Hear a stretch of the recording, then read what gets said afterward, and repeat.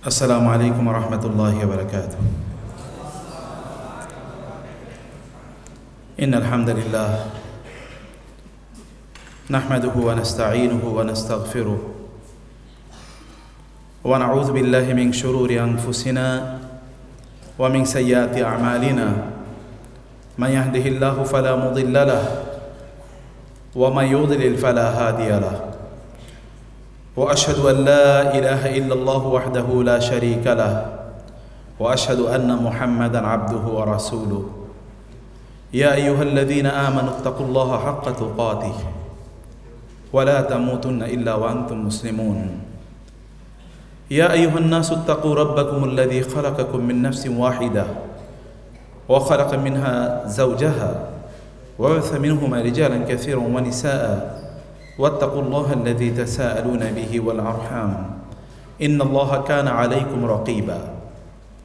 يا أيها الذين آمنوا اتقوا الله وقولوا قولا سديدا يصلح لكم أعمالكم ويغفر لكم ذنوبكم ومن يطع الله ورسوله فقد فاز فوزا عظيما. أما بعد فإن أصدق الحديث كتاب الله وخير الهدي هدي محمد صلى الله عليه وسلم وشر الأمور محدثاتها وكل محدثة بدعة وكل بدعة ضلالة وكل ضلالة في النار. أما بعد فأعوذ بالله من الشيطان الرجيم. بسم الله الرحمن الرحيم. محمد رسول الله والذين معه أشداء على الكفار رحماء بينهم تراهم ركعا سجدا يبتغون فضلا من الله ورضوانا سيماهم في وجوههم من أثر السجود ذلك مثلهم في التوراة ومثلهم في الإنجيل كزرع أخرج شطأه فآزره فاستغلظ فاستوى على سوقه يعجب الزراع ليغيظ بهم الكفار وعد الله الذين آمنوا وعملوا الصالحات منهم مغفرة وأجرا عظيما. وقال النبي صلى الله عليه وسلم والله لا يؤمن أحدكم حتى أكون أحب إليه من والده وولده والناس أجمعين. أنت الذي حن الجماد لعطفه وشكى لك الحيوان يوم رآك والجزع يسمع بالحنين أنينه وبكاه شوقا إلى لقياك. আল্লাহ সুবহানাহু ওয়া তাআলা শুকর আদায় করছি যিনি আমাদেরকে রংপুর মেডিকেল কলেজের উদ্যোগে আয়োজিত আজকের এই অভূতপূর্ব অসামান্য গুরুত্বপূর্ণ সিরা কনফারেন্সে জয়েনের তৌফিক দান করেছেন বলি আলহামদুলিল্লাহ। রাসূলুল্লাহ সাল্লাল্লাহু আলাইহি ওয়াসাল্লামের উপর দরুদ এবং সালাম বর্ষিত হোক। আল্লাহুম্মা সাল্লি ওয়া সাল্লিম আলা নাবিয়িকা মুহাম্মদ আল্লাহুম্মা সাল্লি আলাইহি আল্লাহুম্মা বারিক আলাইহি। ঠিক আজকেও আমি কিছুক্ষণ আগে আমি যাদের কারণে এই চমৎকার আয়োজনটি আপনারা পেয়েছেন এবং এই চমৎকার এনভায়রনমেন্ট যাদের কারণে তৈরি হয়েছে তাদের প্রতি আমার কৃতজ্ঞতা প্রকাশ করে কিছুক্ষণ আগেও আমি আমার পেজে একটা মন্তব্য করেছি। আমি কৃতজ্ঞ তাদের প্রতি, বোধ করি আপনারও কৃতজ্ঞ যাদের কারণে অসাধারণ এই অভূতপূর্ব এই সুযোগ আমরা পেয়েছি এবং এই কারণে আল্লাহ সুবহানাহু ওয়া তাআলার কাছে কৃতজ্ঞতা জানাই যে মহান আল্লাহ সুবহানাহু ওয়া তাআলা হাজার বছরের মাঝে এরকম মানুষ তৈরি করে দেন যাদের মাধ্যমে সমাজ পরিবর্তিত হয়, বিবর্তিত হয় এবং তাদের প্রতি কৃতজ্ঞতা আল্লাহ সুবহানাহু ওয়া তাআলা যাদের মাধ্যমে বিবর্তন ঘটান, পরিবর্তন ঘটান এবং এই কারণে আপনাদের প্রতি আমাদের অনেক কৃতজ্ঞতা যে আল্লাহ সুবহানাহু ওয়া তাআলা আপনাদের হাত ধরে এই একটি নতুন বাংলাদেশ আমাদেরকে প্রদান করেছেন এবং এই কারণে আল্লাহর কাছে আপনাদের জন্য দোয়া করি প্রতি মুহূর্তে। আমার basically whenever I remember you, the guys, the man in front of me, whenever I remember your contribution for the liberation of Bangladesh from the clutches of the fascist, আমি তখন আল্লাহর কাছে আপনাদের জন্য দোয়া করি, হে আল্লাহ এই জেনারেশনকে তুমি একটা ওমরের মতো জেনারেশন বানিয়ে দাও, একটা হামজার মতো জেনারেশন বানিয়ে দাও, একটা সালাউদ্দিন আইয়ুবের মতো জেনারেশন বানিয়ে দাও। এই জেনারেশনের মাধ্যমে যেন সমগ্র পৃথিবীতে আরেকবার খেলাফা প্রতিষ্ঠিত হয়, আরেকবার যেন খেলাফত আলা মিনহাজিন নবুওয়া, নবী সাল্লাল্লাহু আলাইহি ওয়াসাল্লামের দর্শনের জন্য আরেকবার এই সমাজ, এই রাষ্ট্র, এই বিশ্ব ব্যবস্থার জন্য আরেকবার জেগে উঠে আল্লাহ এরকম শক্তি তুমি এদের মধ্যে তৈরি করে দাও। তুমি আরেকবার আলীকে পাঠাও আল্লাহ, আরেকবার ওমরকে পাঠাও, এবং এদের মাঝে তুমি আলী এবং ওমরদের তৈরি করে দাও আল্লাহ। আমি শুরুতে আল্লাহ সুবহানাহু ওয়া তাআলার কাছে সেই দোয়া এবং সেই প্রার্থনা করি।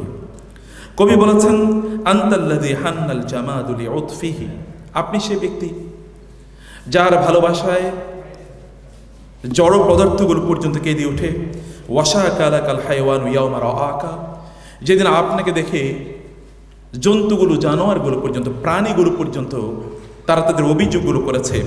ওয়াল জিজু ইউসমাউ বিল হানিনি আনিনুহু, এবং একটা খেজুর গাছের গোড়া আপনার বিয়োগে, আপনার বিদায়ে কেঁদে উঠেছিল এবং তার কান্না শুনেছে মানুষ। এবং অবুকাউ শাওকান ইলা লুকিয়াকা, এবং আপনাকে দেখার জন্যে, আপনাকে আরেকবার পাওয়ার জন্যে খেজুর গাছের গুড়ি যেদিন কেঁদে উঠেছিল। রাসূলুল্লাহ সাল্লাল্লাহু আলাইহি ওয়াসাল্লাম তিনি মদিনা হিজরত করে যাওয়ার পর তিনি একটি গাছের গুড়ি, একটি খেজুর গাছের গুড়ির উপর দাঁড়িয়ে তিনি জুমার খুতবা দিতেন। একজন নারী এসে বলেন, ইয়া রাসূলুল্লাহ, আমরা আপনাকে দেখতে চাই যখন আপনি জুমার খুতবা দেন, এই ছোট গাছের গুড়ির উপর, মানে গোড়ার উপর দাঁড়ানোর কারণে আমরা দেখতে পাই না, একটা মিম্বর আপনার জন্য বানিয়ে দেই। রাসূল সাল্লাল্লাহু আলাইহি ওয়াসাল্লাম বলেন, হ্যাঁ বানিয়ে দাও। তিনি মিম্বরটি বানিয়ে নিয়ে আসলেন। পরের জুমায় রাসূলুল্লাহ সাল্লাল্লাহু আলাইহি ওয়াসাল্লাম সেই মিম্বরের উপর দাঁড়িয়ে যখন তিনি খুতবা দিচ্ছিলেন, হঠাৎ করে এই মসজিদের সবাই শুনতে পেল কে যেন গোংড়িয়ে কাঁদছে, শিশুর কান্নার মতো কেউ যেন কাঁদছে। তারা খুঁজছেন কোন দিক থেকে কান্না আসে। রাসূল সাল্লাল্লাহু আলাইহি ওয়াসাল্লাম তার খুতবা থামিয়ে তিনি নেমে গেলেন, এবং নেমে ওই যে খেজুর গাছের গুড়ি যার উপর তিনি দাঁড়াতেন, ওই গুড়িকে তিনি একটু জাবিয়ে ধরলেন, একটু স্পর্শ করে দিলেন। গুড়িটা তার সাথে সাথে তার কান্না বন্ধ করে দিল। রাসূল এখানে ফিরে আসলেন তার খুতবায়, এবং খুতবায় এসে বললেন, এই যে গাছের গুড়িটি আছে না, ওর উপর যেহেতু আমি দাঁড়াই না, এই কারণে সে কান্না শুরু করে দিয়েছে। আমি কেবল ওর কান্না এখানে বলে এসেছি, তোমার কান্না করার দরকার নেই, তুমি জান্নাতে আমার সাথে থাকবা। যখন এই কথা বলেছি তখন সে তার কান্না বন্ধ করে দিয়েছে। রাসূলুল্লাহ সাল্লাল্লাহু আলাইহি ওয়াসাল্লাম তিনি যাচ্ছিলেন, একটা উষ্ট্রি এসে রাসূলকে বললেন, একটা উষ্ট্রি, তার চোখ থেকে পানি পড়ছে। রাসূল বললেন, উষ্ট্রির মালিককে, তাকে ডেকে নিয়ে আসো। মালিককে ডেকে নিয়ে আসা হলো। রাসূল বলেন, এই উষ্ট্রিটি আমার কাছে অভিযোগ দিচ্ছে যে তুমি তার উপর এত বেশি বোঝা চাপিয়ে দিয়েছো, এতটুকু বোঝা সে বহন করে চলতে পারছে না, একটু তার বোঝাটা কমিয়ে দাও। আল্লাহ সুবহানাহু ওয়া তাআলা কেবল তাকে রাহমাতাল লিন-নাস, মানুষের জন্য রহমত হিসেবে পাঠান নাই। আল্লাহ সুবহানাহু ওয়া তাআলা তাকে রাহমাতাল লিল আলামিন হিসেবে পাঠিয়েছেন। তিনি কেবল মানব জাতির জন্য অনুগ্রহ না, তিনি এমনকি প্রাণীকুলের জন্য তিনি অনুগ্রহ এবং অনুগ্রহশীল হিসেবে আল্লাহ সুবহানাহু ওয়া তাআলা তাকে পাঠিয়েছেন। তিনি এমন একজন ব্যক্তি, অ্যামেজিং পার্সোনালিটি। বদর যুদ্ধের প্রাক্কালে সবচেয়ে বড় শত্রু এই উম্মার ফেরাউন বলে রাসূল ইসলাম যাকে উল্লেখ করেছেন, ফেরাউন হাদিহিল উম্মাহ, এই উম্মার ফেরাউন বলে রাসূল যাকে উল্লেখ করেছেন, সে উম্মার ফেরাউন আবু জাহেলের কাছে এক লোক গিয়ে বললেন, শত্রুপক্ষের, শত্রুবুহের এক লোক গিয়ে বললেন, ইয়া আবা জাহেল, আবু জাহেল, মা রায়ুকা ফি হাদাল আর রাজুল, what is your opinion about this man?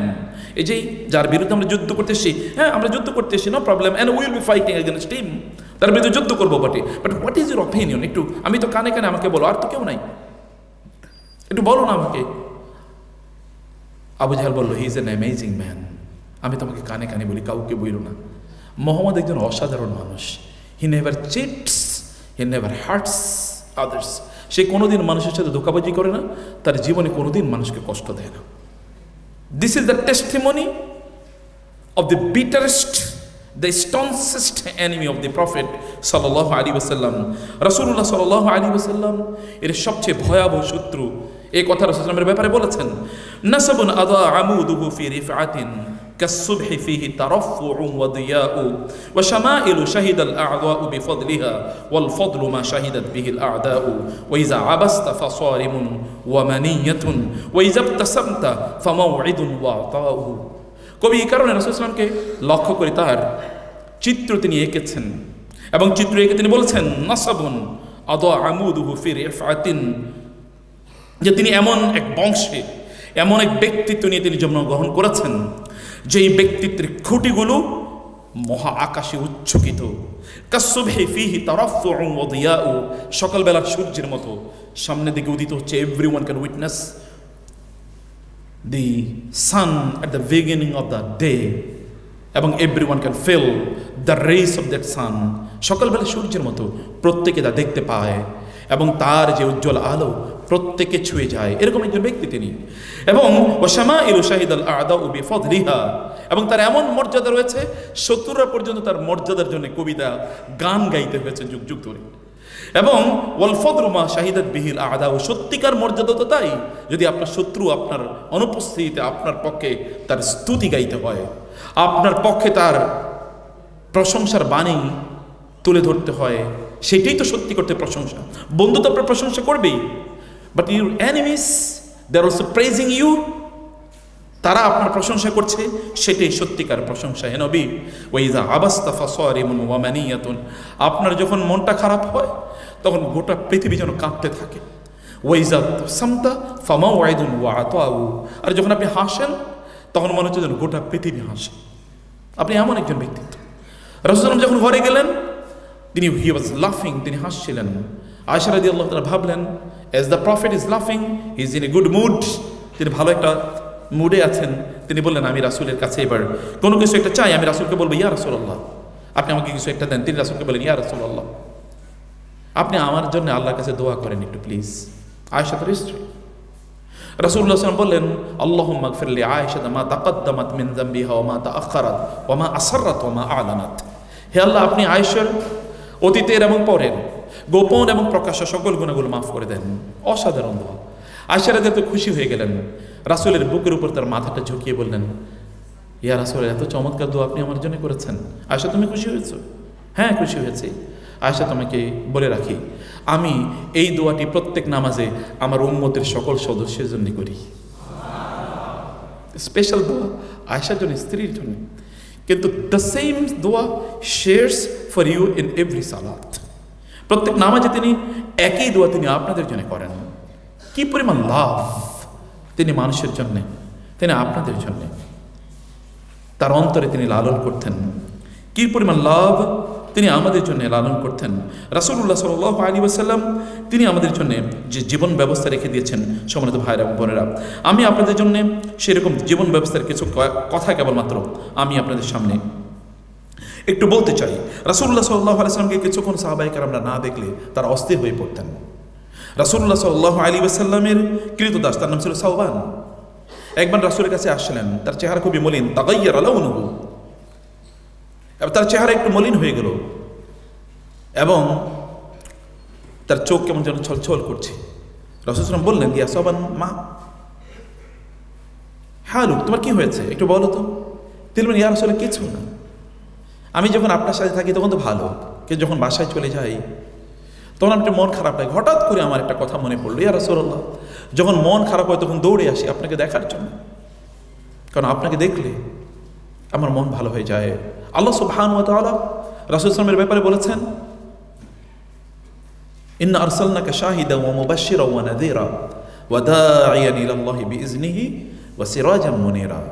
আল্লাহ তাআলা বলেছেন আমি আপনাকে সিরাজাম মুনীরা হিসেবে পাঠিয়েছি, উজ্জ্বল সূর্য।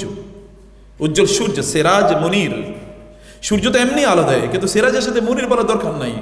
কিন্তু রাসূলের ব্যাপারে আল্লাহ তাআলা বলেন সিরাজাম মুনীরা, কারণ কেবল সূর্য আলোই দেয় না, সূর্য জ্বালিয়ে পুড়িয়েও দেয়। এবং এই কারণে আসমানি সূর্যের ব্যাপারে আল্লাহ তাআলা বলেছেন সিরাজাম ওয়াহাজা, আমি এমন এক সূর্য তোমাদেরকে দিয়েছি যে সূর্যের কাছে গেলে তোমরা জ্বলে পড়ে যাবে। সেই সূর্যের আলো এর সামনে যদি তোমরা দাঁড়িয়ে থাকো তাহলে তোমাদের শরীর পড়ে যাবে, তাদেরকে তোমরা তাকিয়ে থাকতে পারবা না। কিন্তু আমি তোমাদেরকে আরেকটা সূর্য দিয়েছি, এই সূর্য তোমাদেরকে এমন আলো দেয় যে আলো তোমাদের গোটা জীবনের সকল অন্ধকারে দূরীভূত করে দেয়, কিন্তু তোমাদেরকে এক ফোঁটাও জ্বালায় না, বরং তোমাদেরকে প্রশান্তিমূলক আলো প্রদান করে। সেই সূর্যের নাম হচ্ছে মুহাম্মাদুর রাসূলুল্লাহ সাল্লাল্লাহু আলাইহি ওয়াসাল্লাম। এরকম সূর্য মহান আল্লাহ সুবহানাহু ওয়া তাআলা আমাদেরকে প্রদান করেছেন।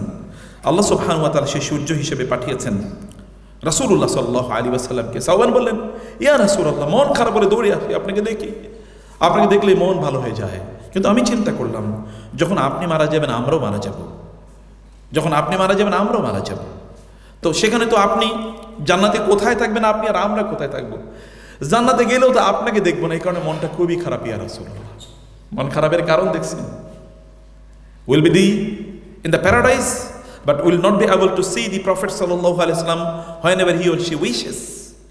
যখনই চাইবেন তখন রাসূলকে দেখতে পারবেন না, এই কারণে তিনি কাঁদছেন। রাসূল বললেন, তোমার কান্না করার কোনো কারণ নাই, আনতা মা মান আহাবাবতা, তুমি যাকে ভালোবাসো জান্নাতে তুমি তার সাথেই থাকবা। এই কথা যখন শুনলেন আনাস ইবনে মালিক রাদিয়াল্লাহু তাআলা আনহু, তিনি বললেন, এটা আমাদের সকলের জন্য ঈদের দিনের মতো ছিল। আমরা সকল সাহাবীরা এই কথা শুনে এত আনন্দিত হয়েছিলাম যে রাসূলের সাথে আমরা জান্নাতেও থাকবো, দুনিয়াতে যেমনি ভাবে তার সাথে আছি জান্নাতে গিয়ে তার সাথে থাকতে পারবো, এটা আমাদের জন্য সবচেয়ে আনন্দের দিন ছিল। এবং তিনি বলেন, আমি সবচেয়ে বেশি আনন্দিত হয়েছিলাম কারণ আমি রাসূলকে ভালোবাসি, আবু বকরকে ভালোবাসি, ওমরকে ভালোবাসি, আমি তাদের সবার সাথে জান্নাতে থাকতে পারবো, এইটা শুনে আমার চেয়ে বেশি আনন্দিত আর কেউ হয় নাই। ভালোবাসার লেভেল কাকে ভালো? রাসূলুল্লাহ সাল্লাল্লাহু আলাইহি ওয়াসাল্লামকে সাহাবায়ে কেরামরা কিভাবে ভালোবাসতেন তার অসংখ্য এরকম উদাহরণ আছে। ওয়াদাইন দা ইজ নাহনু বিল হিফি মিন মিনা ফাহাইয়াজা আহজানুল ফুয়াদি ওয়া মা ইয়াদরি, যখন অন্তরটা অশান্ত হয়ে যেত তখন সাহাবায়ে কেরাম রাদিয়াল্লাহু তাআলা আনহুম তখন রাসূলুল্লাহ সাল্লাল্লাহু আলাইহি ওয়াসাল্লাম এর কাছে আসতেন এবং রাসূলুল্লাহ সাল্লাল্লাহু আলাইহি ওয়াসাল্লাম এর কাছে এসে তাদের অন্তরটাকে তারা প্রশান্ত করতেন। আয়েশা রাদিয়াল্লাহু তাআলা এই কারণে বলেছেন, লানা শামসুন ওয়ালিল আফাকি শামসুন ওয়া শামসি খায়রুম মিন শামসিস সামাই ফা ইন্না শামসা তাতলু বা'দা ফাজরিন ওয়া শামসি তালিউন বা'দাল ইশাই। তিনি বলেছেন, দিগন্তের একটা সূর্য আছে কিন্তু আমারও একটা সূর্য আছে। দিগন্তের সূর্য কেবল দিনের বেলা পাওয়া যায়, কিন্তু আমার এমন সূর্য 24 ঘন্টায় আমাদেরকে আলো দিয়ে যায়। এই যে এই অডিটোরিয়ামে আপনারা যে আলো পাচ্ছেন না, সে আলো মুহাম্মদুর রাসূলুল্লাহ সাল্লাল্লাহু আলাইহি ওয়াসাল্লাম যে আলো জ্বালিয়ে দিয়েছেন, সে আলোয় এখন আপনারা আলোকিত। এর বাইরে যে আলো আপনারা দেখতে পাচ্ছেন, ফ্লাড লাইটের যে আলো, ওই আলো সত্যি করতে আলো না, হলো অন্ধকার, সেটা কেবল অন্ধকারে জীবন দান করে। কিন্তু যে আলো রাসূলুল্লাহ সাল্লাল্লাহু আলাইহি ওয়াসাল্লাম জ্বালিয়ে দিয়েছেন, সে আলো কেবল আমাদেরকে এইরকম ভাবে আমাদেরকে আলো প্রদান করে। প্রিয় ভাইয়েরা এবং বোনেরা, রাসূলুল্লাহ সাল্লাল্লাহু আলাইহি ওয়াসাল্লামের ব্যাপারে আমি আপনাদেরকে কিছু গল্প বলবো। আমি গল্প বলার জন্য আজকে আপনাদেরকে এখানে ঢুকে আমি দেখলাম যে আজকে গল্প শোনানোর দিন আপনাদের, এবং সে কারণে কিছু গল্প বলবো। তার আগে বলি, হোয়াট এ পার্সোনালিটি হি ওয়াজ, তিনি কেমন মানুষ ছিলেন। আপনারা যারা যুবক হিসেবে আপনার রাসূল আপনাদের জন্য কেমন আদর্শ? তিনি তো আদর্শ বটেই, কিন্তু আপনার যুবক হিসেবে তাকে কেমন ভাবে দেখবেন বা কেমন ভাবে আপনার তাকে দেখছেন, তার বেড়ে ওঠার ঘটনাগুলো একবার দেখেন তো। তিনি কিভাবে বেড়ে উঠেছেন, তার পার্সোনালিটি তিনি তৈরি করেছেন, তার ব্যক্তিত্ব তিনি তৈরি করেছেন, তার গুণাবলী তিনি তৈরি করেছেন। এমন অনন্য গুণের অধিকারী তিনি ছিলেন before even becoming a prophet of Allah. আল্লাহর নবী হওয়ার পূর্বেই তার মধ্যে যে গুণের বিকাশ ঘটেছিল, এই বিকাশ ঘটানোটা আপনাদের প্রথম কাজ এবং প্রধানতম কাজ। আপনারা জানেন, যখন আবিসিনিয়াতে মুসলমান হিজরত করে যায় এবং তার উপরে উহুদের বহুত যুদ্ধ হয়ে গেছে, বদরের যুদ্ধ হয়ে গেছে, এবং সেখানে আরও হুদায়বিয়ার সন্ধি সংগঠিত হয়েছে, মক্কা বিজয়ের আগের ঘটনা। এর মধ্যে আবু সুফিয়ান তারা গেলেন সিরিয়াতে ব্যবসা করার জন্য। সিরিয়ার তৎকালীন সম্রাট হেরাক্লিয়াস, রোমান সম্রাটের মধ্যে শুনলেন যে আরবে এমন একজন নবীর আবির্ভাব ঘটেছে, তার আদর্শ গোটা আরবকে আচ্ছন্ন করে দিয়েছে। গোটা আরবের লোকেরা তার আদর্শে তারা আলোকিত হচ্ছে, তার আদর্শে তারা অনুপ্রাণিত হচ্ছে, তার আদর্শের অনুসারী তারা হয়ে যাচ্ছে। তিনি ভাবলেন, কে এই নবী, এই ব্যক্তি কে, তার ব্যাপারে জানা দরকার, এবং তার সবচেয়ে নিকটজন এমন কে আছে, তার সাথে তার ব্যাপারে কথা বলা হবে। এবং লোকদেরকে পাঠানো হলো। ইলা নামক জায়গায় পাওয়া গেল আবু সুফিয়ান এবং আরো কয়েকজন লোককে। জিজ্ঞেস করা হলো, আপনার কি ওনাকে চেনেন? হ্যাঁ চিনি। আপনার সাথে তার রিলেশন কি? তিনি আমার বংশেরই লোক, আমি ভালো জানি তার ব্যাপারে। ঠিক আছে, সম্রাট ডেকেছেন, আপনার সাথে একটু কথা বলবেন। আবু সুফিয়ান ভাবলো যে যদি হেরাক্লিয়াস রোমান সম্রাটকে যদি কোনোভাবে মুসলমানদের বিরুদ্ধে ক্ষিপ্ত করা যায়, তাইলে বুঝি তাদের সাপোর্ট নিয়ে মুসলমানদেরকে কিভাবে কিছুভাবে পরাজিত করা যাবে। তিনি সেখানে গেলেন, হেরাক্লিয়াস ডাকলেন, আবু সুফিয়ানকে বসালেন, এবং সেখানে আরো তর্জমান অর্থাৎ সেখানে কিছু ট্রান্সলেটর দোভাষীকে সেখানে রাখা হলো, এবং দোভাষীকে বলল, আমি আবু ইন্নিসা ইলুন হাদার রাজুলা, আমি এই লোকে কিছু প্রশ্ন করতে যাচ্ছি, তিনি আমার প্রশ্নের উত্তরগুলো দেবেন, তোমরা সাক্ষী দেবে তিনি সত্য বলছেন নাকি মিথ্যা বলছেন। আবু সুফিয়ানকে তিনি বললেন, তোমরা এই ব্যাপারে, এই ব্যক্তির ব্যাপারে বলো কি, তার নসব কেমন, তিনি কোন বংশের লোক, ইত্তকার ইত্তকার ইত্তকার, অনেকগুলো প্রশ্ন করেছেন তিনি, এবং সবগুলো প্রশ্নের উত্তর আবু সুফিয়ান দিচ্ছেন। এবার তিনি প্রশ্নের মধ্যে তিনি আবু সুফিয়ানকে জিজ্ঞেস করলেন যে যিনি এই সকল কথা বার্তাবলগুলো বলছেন, এই যে তিনি যে দাবি করছেন, এই দাবির ব্যাপারে তোমাকে আমি জিজ্ঞেস করতে চাই, তিনি যে দাবি করছেন এই দাবি কি তার পূর্বে তার বংশের কেউ এরকম কোনো দাবি করেছিল নবুয়তের? বলে না, নবুয়তের এরকম কেউ দাবি করে নাই। আচ্ছা ঠিক আছে, তোমাকে এবার প্রশ্ন করছি, তোমরা কি হাল কুনতুম তাত্তাহিমুনাহু বিল কাযিবি ক্বাবলা আন ইয়াকুলা মা ক্বাল, এই যে তিনি যে নবুয়তের কথা তোমাদেরকে বলছেন, যে তিনি নবী বলছেন, এই নবী হিসেবে তার নিজকে তোমাদের সামনে উপস্থাপন করার পূর্বে তোমরা কি জীবনে কখনো তাকে বলেছো যে তিনি মিথ্যা কথা বলেছেন? বলে না, এর আগে কোনোদিন তিনি মিথ্যা কথা বলেন নাই। হাল কুনতুম তাত্তাহিমুনাহু বিল কাযিবি হাল কানা ইয়াগদিরু, তিনি কি মানুষের সাথে ধোঁকাবাজি করতেন? বলে না, তিনি কোনোদিন ধোঁকাবাজি করেন নাই, তিনি কোনোদিন মিথ্যা বলেন নাই, তিনি কোনোদিন ধোঁকা দেন নাই। তার গোটা জীবনে 40 বছরের কথা আমি বলছি না, 40 বছরের পর আরো প্রায়, এইদিকে 13 বছর, ওইদিকে প্রায় আরো 7 বছর, প্রায় 40 বছরের পর আরো 20 বছর, অর্থাৎ 60 বছর পর, 60 ইয়ার্স, এরপরেও আবু সুফিয়ানকে জিজ্ঞেস করা হলো যে তিনি কখনো মিথ্যা বলেছেন, তিনি কখনো মানুষের সাথে ধোঁকাবাজি করেছেন? আবু সুফিয়ান তখনও বলতে বাধ্য হয়েছে, না, কখনো করে নাই। রাসূলুল্লাহ সাল্লাল্লাহু আলাইহি ওয়াসাল্লামের উপর আল্লাহর নির্দেশ আসলো যে ওয়ানজির আশিরাতাকাল আকরাবিন, আপনি আপনার নিকটাত্মীয়দেরকে দ্বীনের দাওয়াত দেন, ইসলামের দাওয়াত দেন। এগুলো যখন বলা হলো তখন তিনি সাফা পাহাড়ের পাদদেশে তিনি গেলেন এবং পাদদেশে দাঁড়িয়ে তিনি লোকজনকে বললেন, লোকজনকে তিনি লক্ষ্য করবেন, হে লোকেরা, ইয়া মাশারা কুরাইশ, হে কুরাইশরা, আমি তোমাদেরকে যদি বলি যে এই যে পাহাড় দেখতে পাচ্ছ, লাউ কুলতু লাকুম আন্না খাইলান বিসাফি হাদার রাজুল হাদাল জাবাল, যে এই পাহাড়ের পাদদেশে একদল অশ্বারোহী উট পেতে আছে তোমাদেরকে আক্রমণ করার জন্য, আকুনতুম মুসাদ্দিকিয়া, তোমরা কি আমাকে সত্যবাদী বলে মেনে নেবে? এবং তারা বলল, হ্যাঁ অবশ্যই, কারণ আপনাকে আমরা কোনোদিনই মিথ্যা কথা বলতে শুনি নাই। তিনি বলেন, ফাইন্নী আনজারতু লাকুম ফাইন্নী নাযীরুল লাকুম বাইনা ইয়াদাই আযাবিন শাদীদ, তাহলে জেনে রেখো আমি তোমাদেরকে তার চেয়ে আরো ভয়াবহ কঠিন বিপদের কথা বলছি। তাহলে তোমরা যদি এক আল্লাহর প্রতি ঈমান না আনো, তাওহীদের প্রতি বিশ্বাস যদি না করো, তাহলে তোমাদেরকে ভয়ঙ্কর কঠিন শাস্তির মুখোমুখি তোমাদেরকে হতে হবে। রাসূলুল্লাহ সাল্লাল্লাহু আলাইহি ওয়াসাল্লাম এই কথা তাদেরকে বলছেন, তারা তার সামনে সাক্ষী দিচ্ছে, we have never witnessed you telling a lie, আপনাকে কখনো আমরা মিথ্যা কথা বলতে শুনি না। তার পার্সোনালিটি দেখেন, তার ব্যক্তিত্ব দেখেন। নবীরা এরকম ব্যক্তিত্বের অধিকারী ছিলেন, নবীরা এরকম ব্যক্তিত্ব নিয়েই তারা চলতেন। আল্লাহ সুবহানাহু ওয়া তাআলা কোরআনে ইউসুফ আলাইহিস সালাতু ওয়াস সালামের ব্যক্তিত্বের কথা বলেছেন, মুসা আলাইহিস সালাতু ওয়াস সালামের ব্যক্তিত্বের কথা বলেছেন, তারা কেমন ব্যক্তিত্বের অধিকারী ছিলেন। আল্লাহ রাসূল তার চেয়ে আরো শক্তিশালী ব্যক্তিত্বের অধিকারী ছিলেন। আল্লাহ তাআলা তার ব্যাপারে বলেছেন, ইন্নাকা লাআলা খুলুকিন আযীম। ইন্নাকা লাআলা খুলুকিন আযীম এর মানে হচ্ছে as if you are the owner of good character, আপনি হচ্ছেন গুড ক্যারেক্টার ওনার, মালিক, অ্যাবসলিউট মালিক আপনি।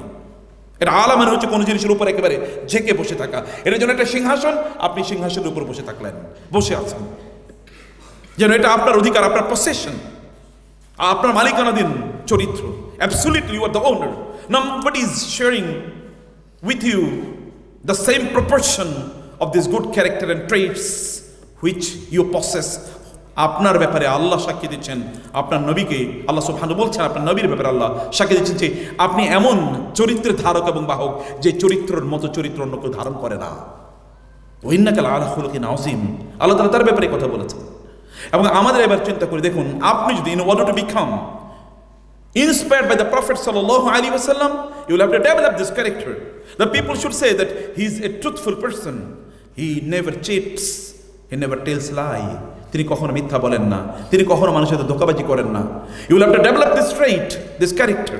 আপনাকে এই চরিত্র অর্জন করতে হবে, উপার্জন করতে হবে। চরিত্রটাকে অর্জন করা লাগে গ্র্যাজুয়ালি, এটাকে অর্জন করা লাগে। He has developed this character, তিনি এই চরিত্র অর্জন করেছেন। এ কারণে লোকেরা তার চরিত্রের ব্যাপারে কোনো অভিযোগ দিতে পারে নাই, তারা বিরোধিতা করতে পারেনি। এই কারণে তার বিরুদ্ধে তারা অন্যদের কথা বলেছে, তিনি কবি, তিনি সাহিত্যিক, তিনি গণক, অথবা তিনি জাদুকর, এই কথা বলেছে। কিন্তু কোনোদিন বলে নাই যে তার চরিত্র খারাপ, এ কথা বলে নাই। এবং এই কারণে তিনি এই ট্রেইট এই চরিত্র তিনি তো আগেই ডেভেলপ করেছেন। সমাজের সাথে তিনি ওতপ্রোতভাবে জড়িত ছিলেন। এই সমাজের কল্যাণের জন্য তিনি তার নিজকে নিবেদিত করে দিয়েছেন। তিনি যখন তার চাচার সাথে যান সিরিয়াতে ব্যবসা করার জন্য, when he was young, only 12 years old, ফিরে এসে দেখলেন এখানে যুদ্ধ শুরু হয়ে গেছে, কুরাইশদের সাথে অন্যরা যুদ্ধ করছে। তিনি ভাবলেন এটা কেন যুদ্ধ। তিনি জানতে পারলেন এই যুদ্ধের মূল কারণ হচ্ছে কুরাইশরা এখানকার নেতৃস্থানীয় গোত্র হওয়ার কারণে যারা মক্কায় ব্যবসা করতে আসবে তাদেরকে সিকিউরিটি দেওয়ার কাজ হচ্ছে দায়িত্ব ছিল কুরাইশদের, বাট দে ফেইলড। এই কারণে যাদের সিকিউরিটি নষ্ট হয়েছে এবং তাদের সম্পদগুলো মরুদস্যুরা লুট করে নিয়ে গেছিল, তাদের বিরুদ্ধে যারা এই লুট করেছে এবং সিকিউরিটি যাদের দায়িত্ব ছিল তাদের বিরুদ্ধে, অর্থাৎ কুরাইশদের বিরুদ্ধে সকল ব্যক্তির অভিযোগ, তাদের অভিযোগ ছিল, কুরাইশরা মেনে নিতে পারে নাই। এই কারণে যুদ্ধ শুরু হয়ে গেছে। ইয়াং মোহাম্মদ তিনি চিন্তা করলেন সাল্লাল্লাহু আলাইহি ওয়াসাল্লাম যে না, এরকম তো চলতে দেওয়া যায় না। তিনি আপনাদের বয়সী একদল যুবকদের সাথে তিনি বসলেন, what to do, how to solve this problem, what to do, এই সময় এই অবস্থায় কি করা দরকার এবং সমস্যার কিভাবে সমাধান করা যায়। তিনি তাদের সাথে বসলেন এবং আপনি জানেন হিলফুল ফুজুল তিনি তৈরি করলেন, শান্তি সংঘ তিনি তৈরি করলেন। শান্তি সংঘের মূল উদ্দেশ্য ছিল সমাজে দুর্বৃত্তদের, অত্যাচারীদের, জালিমদের, ফ্যাসিস্টদেরকে সমাজে বাধা দেয়া, এবং তিনি তাই দিয়েছেন ওদেরকে নিয়ে। সেখানে এরকম নতুন করে ফ্যাসিস্ট জালেম যেন তৈরি না হয়, মজলুমদের পক্ষে দাঁড়ানো, মানুষের লুট সম্পদ যেন লুটতরাজ না হয়, এই কারণে তিনি সেখানে তাদেরকে নিয়ে তিনি কাজ করেছেন। ওয়ার্কিং ডেজ এন্ড নাইটস তিনি তাদেরকে নিয়ে কাজ করেছেন। সমাজের সাথে ওতপ্রোতভাবে তিনি জড়িয়েছিলেন। এবং যখন তার বয়স আরেকটু অ্যাডভান্স, এই যে তিনি আছেন, এখনও তিনি নবী না। মক্কা যখন একটা বিশাল মারাবাড়ির মতো অবস্থা তৈরি হয়ে গেল, কারণ ঢলের পানি নেমে বাইতুল্লাহের মধ্যে মানে ভেঙে চলে গিয়েছিল। হাজার আসওয়াদ তার জায়গা থেকে সরিয়ে আবার বাইতুল্লাহকে পুনর্বার নির্মাণ করতে হবে। প্রশ্ন দেখা দিল হাজার আসওয়াদকে তার জায়গা থেকে সরিয়ে অন্য জায়গায় রাখা এবং সেখান থেকে আবার আনা, এই মর্যাদা কে অর্জন করবে? এই মর্যাদা কারা নেবে? আরবরা যদি যোদ্ধা জাতি, তারা চিন্তা করলো যুদ্ধ করে সমাধান হবে, যে যারা যুদ্ধে বিজয়ী হবে তারা এই কাজটি করবে। যারা চিন্তা করলো এটা তো সমাধান না, আমরা তো মারা যাবো, কিন্তু হোয়াট ইজ দ্যাট সলিউশন? তারা বলে আমাদের মাথায় তো কিছুই আসতেছে না, আমাদের মাথায় কিছুই আসতেছে না, তাহলে করণীয় কি? একজন বললেন আগামীকাল সকালে ভোরে, যিনি আর্লি ইন দ্য মর্নিং, সকালবেলা যিনি বাইতুল্লাহর চত্বরে আসবেন, আমরা তার মাধ্যমে এটা সমাধান নেব। পরের দিন সকালে সবাই অপেক্ষা করছে, who is the first man to enter into the threshold of কাবা, এবং দেখা গেল সেখানে সর্বপ্রথম জয়েন করেছেন কে? ইয়াং মুহাম্মদ। তারা বলেন হাদা মুহাম্মাদুন আল আমিন রাদিনা বিহি ওয়া বিকাদাই, দিস ইজ মুহাম্মদ, মুহাম্মদ এসেছে, আমরা তার সমাধান নিয়ে সন্তুষ্ট, তিনি যা বলেন তাই হবে। এবং সমাধান আপনি জানেন, এবং আপনাকে বলতে হবে যে আপনি you just keep yourself standing in front of the mirror of Muhammad. Young Muhammad সাল্লাল্লাহু আলাইহি ওয়াসাল্লামের তার আয়নার সামনে নিজকে দাঁড়া করিয়া বলেন, আপনি কি সমস্যার সমাধান করছেন? নাকি সমাধান করতে পারছেন না, নাকি সমস্যা আরও বাড়িয়ে দিচ্ছেন? আপনি সমস্যার সমাধান করা আপনার নবীর চরিত্র, সমস্যাকে তৈরি করা না। এটাকে তিনি সমাধান করে দিয়েছেন। এখন আমাদের এরকম সমাধান আমরা করছি কিনা, সেই কাজ আমরা করছি কিনা, তিনি তার নিজকে কিভাবে করেছেন, এই জায়গায় তিনি নিয়েছেন। এমন একটা ট্রাস্টওয়ার্দি, এমন একটা ট্রুথফুল পারসন, এমন একজন ব্যক্তিত্ব সমাজের জন্য সবচেয়ে কল্যাণকর, যেখানে কল্যাণ সেখানে তাকিয়ে পাওয়া যায়। তিনি এমন একজন ব্যক্তি, তিনি সমাজের জন্য নিজকে বোঝা হিসেবে তিনি তৈরি করেন নাই, সমাজের বোঝা নয়, বরং সমাজের জন্য তিনি ব্লেসিং ছিলেন। এবং এই কারণে যখন খাদিজাতুল কুবরা রাদিয়াল্লাহু তাআলা আনহা, পরে তিনি রাদিয়াল্লাহু আনহা না, এখনো তিনি খাদিজা, এই খাদিজার তিনি মক্কার সবচেয়ে বড় ব্যবসায়ী নারী, বিজনেস ওমেন। এই বিজনেস ওমেন তার বিশাল এন্টারপ্রাইজ ছিল, এন্টারপ্রেনিয়র। তার এই ব্যবসাগুলো তিনি করতেন সিরিয়ার সাথে। সিরিয়াতে তিনি মাঝে মাঝে বড় ব্যবসায়িক দল পাঠাতেন, ক্যারাভান পাঠাতেন, বিজনেস ডেলিগেশন পাঠাতেন। এই ডেলিগেশনে গুরুত্বপূর্ণ কাউকে পাঠাতেন, তার সাথে মোদারাবা অথবা তার সাথে এক ধরনের চাকরির চুক্তি হতো। এবার তিনি তার জীবনের সবচেয়ে বড় একটা ইনভেস্টমেন্ট বা ক্যাপিটাল নিয়ে তিনি সিরিয়াতে পাঠাবেন, এবং এখানে তার খুবই বিশ্বস্ত এবং একজন দক্ষ একজন ব্যবস্থাপক তার লাগবে। সে ব্যবস্থাপকের সাথে হয় চুক্তি হবে, তিনি প্রফিটের একটা অংশ শেয়ার করবেন, অথবা তিনি সেখান থেকে স্যালারি বা অনারিয়াম হিসেবে তার সিরিয়ায় এখান থেকে যে পণ্যগুলো নিয়ে গেলেন সবচেয়ে ভালো দামে বিক্রি করলেন, এবং ওইখানকার সেই পণ্যগুলো আবার মক্কার জন্য নিয়ে আসলেন, যেগুলো মক্কার লোকদের সবচেয়ে বেশি প্রয়োজনীয়। ট্রাস্ট ওয়ার্দিনেস শুধু না, এখানে ফার সাইটেডনেস, দূরদর্শিতাকে সামনে রেখে তিনি সকল পণ্যগুলো নিয়ে আসলেন। নিয়ে এসে মক্কা এগুলোকে ব্যাপক ব্যবসার মতো অবস্থা তৈরি করে দিলেন। মক্কায় যখন ফিরে আসছিলেন মায়েসারা তিনি প্রতিমধ্যে থেকে আগে দৌড়ে যাচ্ছেন খাদিজার কাছে এবং এবার খাদিজা জানেন অ্যামেজিং থিংস হ্যাপেন্ড। কি বলে, আমার জীবনে এরকম ভালো লোক দেখি না, এত চমৎকার এত সৎ লোক আমি দেখি না, এত অসাধারণ বুদ্ধিমান মানুষ আমি কখনোই দেখি না। এত মেটিকুলাসলি প্রত্যেকটা জিনিসের অ্যাকাউন্টিং রেখেছে, হিসাব সব রেখেছে, কোনো মারিং কাটিংয়ের কোনো ভাব চিন্তা ভাবনাই তার মাঝে নাই। আপনার ব্যবসা কীভাবে সবচেয়ে সুন্দর হয় এটা তার মাথায় ঘুরেছে, এটাই তিনি করেছেন।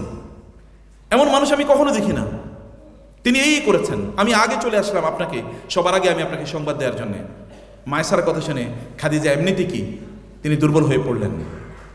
এবং খাদিজা তিনি তো এর মধ্যে তার বিয়ে হয়েছিল এবং তার স্বামী মারা গিয়েছে, এবার তিনি বিধবা এবং তাকে বিয়ে করার জন্য মক্কার সবচেয়ে সম্ভ্রান্ত এবং সম্পদশালী নেতৃস্থানীয় লোকেরা তাকে প্রপোজ করেছিল, but say denied because say new যে এরা বিয়ে করতে চাচ্ছে তার সম্পদকে, তাকে না, অথবা তার বংশধারা এবং তার সৌন্দর্যকে, তাকে ভালোবেসে করছে, শ্রদ্ধা ভরেই করছে, এটা না। এ কারণে তিনি রিজেক্ট করলেন, ডিনাই করলেন। এবার খাদিজা বুঝলেন যে আমার তো একজন মানুষ দরকার, মনে হচ্ছে I have gotten the right man. ইয়াংরা ভালো করে শোনেন, আমি ঠিক মানুষটাকে পেয়ে গেছি। তিনি তার কাজিনকে ডাকলেন, ডেকে বললেন আমার মনে একটা কথা জেগেছে, তোমাকে একটু বলি। বলে বলো। বলে শরম লাগে, বলো, সমস্যা নেই। বলে আমি মোহাম্মদের বিয়ে করতে চাই, তুমি কি একটু বলো। বলে তাই? এটা আমাদের জন্য ঈদের মতো, কারণ তোমাকে আমরা এত প্রপোজাল করছি, দিচ্ছি, তুমি কোনোটাই রাজি হচ্ছ না, আমি এখনই যাচ্ছি। তিনি দৌড়ে গেলেন মোহাম্মদের কাছে, বললেন আপনি বিয়ে করবেন না? বলে আমারে কে বিয়ে করবো, আমার তো টাকা পয়সা নেই, আমার বাপ নাই, আমার বাড়ি ঘরে এরকম খুব পশ কোনো কিছু না, আমার কে বিয়ে করবে? বলে একজন বিয়ে করতে চায়, তিনি হচ্ছেন মক্কার সবচেয়ে সম্ভ্রান্ত লেডি। এরকম কে আছে আমার বিয়ে করবে? তার মাথায় নাই যে খাদিজা থেকে বিয়ে করতে চাইবে। বলে খাদিজাতুল কুবরা? বলেন কি? হ্যাঁ, আচ্ছা ঠিক আছে, একটু চাচাকে জিজ্ঞেস করতে হবে, আমি ডিসিশন নিতে পারবো না, চাচারে জিজ্ঞেস করতে হবে। আজকে আমাদেরকে দিনাজপুর মেডিকেল কলেজে একজন প্রশ্ন করছে, আমি বিয়ে করতে চাই, আমারই একজনকে আমাদের এখানে পড়ে, আমি আমার বাবা মায়ের অনুমতি ছাড়া বিয়ে করতে পারবো কিনা। বুঝতে পারছেন না ফাঁক ফোকের কেমনি খোঁজে? দেখেন, বলছেন no, I cannot decide. My uncle is there. He is my guardian. Go to him and decide. Go to him. তার কাছে যাও এবং তাকে জিজ্ঞেস করেন। যখন তার কাছে যাওয়া হলো, তিনি বললেন খাদিজা বিয়ের প্রস্তাব পাঠিয়েছে, রাজি। খাদিজা বিয়ের প্রস্তাব পাঠিয়েছে, রাজি।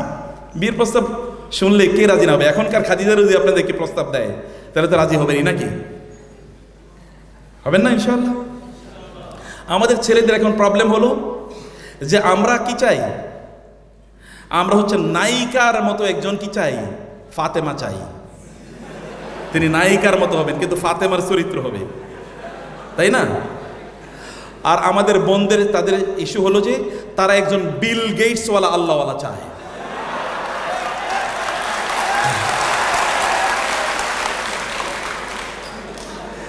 ঘটনা কি?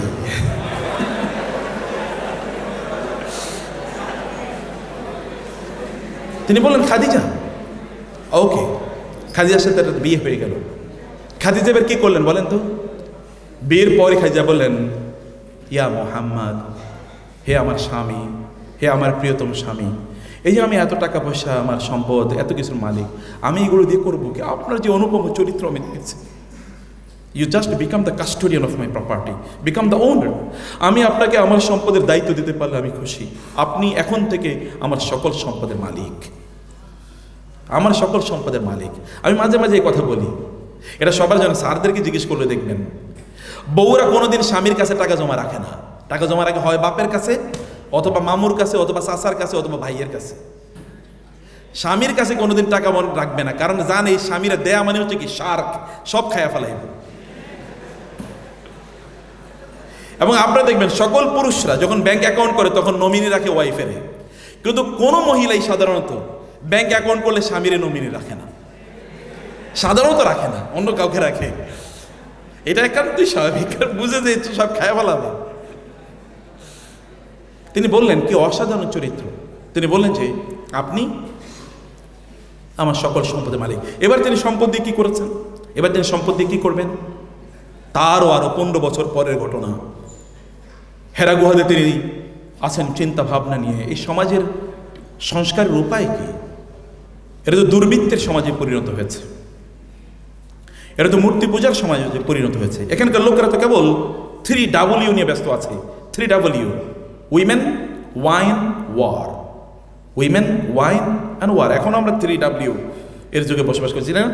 www. ওই সময় www. ছিল। www. এর মধ্যে তারা আছে। এগুলো থেকে উদ্ধার উপায় কি এটা নিয়ে চিন্তা করছিলেন। এবং এই চিন্তার এক প্রাক্কালে কোন এক গভীর রজনীতে, ঠিক ভোরের আগের মুহূর্তে, আসমান থেকে আলোক উজ্জ্বল চেহারা নিয়ে একজন নেমে আসলেন এবং বললেন, ইয়া মুহাম্মদ ইকরা, মুহাম্মদ পড়ুন। তিনি বললেন, কারণ তিনি একটু একটু কিছুটা তন্দ্রাচ্ছন্ন ছিলেন। তিনি হুড়মুড় করে উঠে এরকম বিশাল জ্যোতির্ময় একজনকে দেখে তিনি ভয় পেয়ে গেলেন এবং তিনি বললেন, তিনি কাঁপছিলেন, বললেন, পড়ুন। তেমন আমি তো পড়তে জানি না, পড়ুন, আমি তো পড়তে জানি না। পড়ুন আপনার রবের নামে যিনি সৃষ্টি করেছেন, যিনি মানুষকে আলাক থেকে সৃষ্টি করেছেন, মেডিকেল সায়েন্স, যিনি মানুষকে আলাক থেকে সৃষ্টি করেছেন। রাসূল সাল্লাল্লাহু আলাইহি ওয়াসাল্লাম পড়া শুরু করে, তখন তিনি পড়া শুরু করে দিলেন। তিনি চলে আসেন তার স্ত্রীর কাছে, খাদিজাতুল কুবরার কাছে এসে চলে আসলেন এবং খাদিজাকে বলেন, ইয়া খাদিজা, খাদিজা, আমি তো আমার নিজকে নিয়ে ভয় পাচ্ছি। আমি ভাবছি আমি কি পাগল হয়ে গেলাম, নাকি আমাকে জিনে ধরেছে? বলে, কেন, কি হয়েছে বলেন আপনি আমাকে। বলে, দেখো আমার শরীরে, আর দেখুন আমার শরীরের টেম্পারেচার হাই হয়ে গেছে, আমার জ্বর এসছে, আমাকে একটু কম্বল দিয়ে দেন অথবা একটু চাদর দেন, আমি এর মধ্যে নিজকে একটু মুড়িয়ে রাখি। কি হয়েছে? এরকম এক্সপিরিয়েন্স। খাদিজা কি বলেছেন রাদিয়াল্লাহু তাআলা আনহা? তিনি বলেন, না না, নেভার, কখনো হতে পারে না। আপনি পাগল হবেন অথবা আপনাকে ভূতে ধরবে, জিনে ধরবে আপনাকে, এটা কখনোই হতে পারে না। কাল্লা ওয়াল্লাহি লা ইউযিকাল্লাহু আবাদা, কখনোই হতে পারে না। আল্লাহ আপনাকে কোনোদিন অপমানিত, লাঞ্ছিত করতেই পারেন না। কারণ কি? ইন্নাকা লা তাসিলুর রাহিমা, আপনি আত্মীয় স্বজনের সাথে সম্পর্ক ভালো রাখেন। ওয়া তাহমিলুল কাল্লা, এবং আপনি মানুষের বোঝাগুলো নিজের উপর আপনি নিয়ে নেন। ওয়া তাকসিবুল মা'দুমা, যে সকল লোকদের খাবার নাই, জামা কাপড় নাই, আপনি অ্যাজ ইফ আপনি তাদের জন্য ইনকাম করেন। ওয়া তাকরিউদ দাইফা, এবং আপনি মেহমানদারি করেন। ও তুইনু আলা নওয়াইবিল হক, যেখানে বিপদ সেখানে আপনি দৌড়ে যান। যারা সমাজে অসহায়, দরিদ্র, বিধবা এবং ইয়াতিম, তাদের জন্য আপনি তাদের গার্ডিয়ান হয়ে যান। আপনি এরকম মানুষকে আল্লাহ সুবহানাহু ওয়া তাআলা শয়তানের কাছে ছেড়ে দেবেন অথবা জিনদের কাছে ছেড়ে দেবেন, এটা কখনোই হতে পারে না। এটা কখনোই হতে পারে না। খাদিজা এর মধ্যে তার কাজিন ওয়ারাকা বিন নাওফালের কাছে তাকে নিয়ে গেলেন। ভালো করে শুনুন ইয়াংরা, ওয়ারাকা বিন নাওফালের কাছে নিয়ে গেলেন। ওয়ারাকা বিন নাওফাল সব শুনলেন। শোনার পরে বললেন, আপনি যা বলেছেন তা যদি সত্য হয়ে থাকে, তাইলে আপনার কাছে যিনি এসেছেন তিনি হলেন নামুস, মেসেঞ্জার, অ্যাম্বাসেডর। তিনি হচ্ছে নামুস। এই নামুসই মুসা আলাইহিস সালাতু ওয়াস সালামের কাছে এসেছিলেন। অতএব আপনি এই উম্মার নবী। আপনি কি এই উম্মার নবী? তবে আফসোস করে বলছি, আহা, আমি যদি সেই দিন পর্যন্ত বেঁচে থাকতাম, যেই দিন আপনার জাতি আপনাকে বের করে দেবে, আমার জাতি আমাকে বের করে দেবে। হ্যাঁ, সকল নবীদের জন্য এরকম ঘটেছে। আহা, আমি সেই দিন যদি বেঁচে থাকতাম, তাহলে লাআনসুরান্নাকা নাসরাম মুআজ্জারা, তাহলে আপনাকে আমি এমন সাহায্য করতাম যে আপনার বিপক্ষে কেউ দাঁড়ানোর মতো সাহস পেত না। একটা বৃদ্ধ বলতেছে, অন্ধ এবং বৃদ্ধ। ইয়াং ম্যান, ইয়াং সিস্টার্স, আপনাদের সামনে আপনাদের নবীর মর্যাদা বলুণ্ঠিত হয়, কিন্তু তারপরে আপনার চোখ থেকে পানি পড়ে না, আপনার হৃদয় প্রকম্পিত হয় না।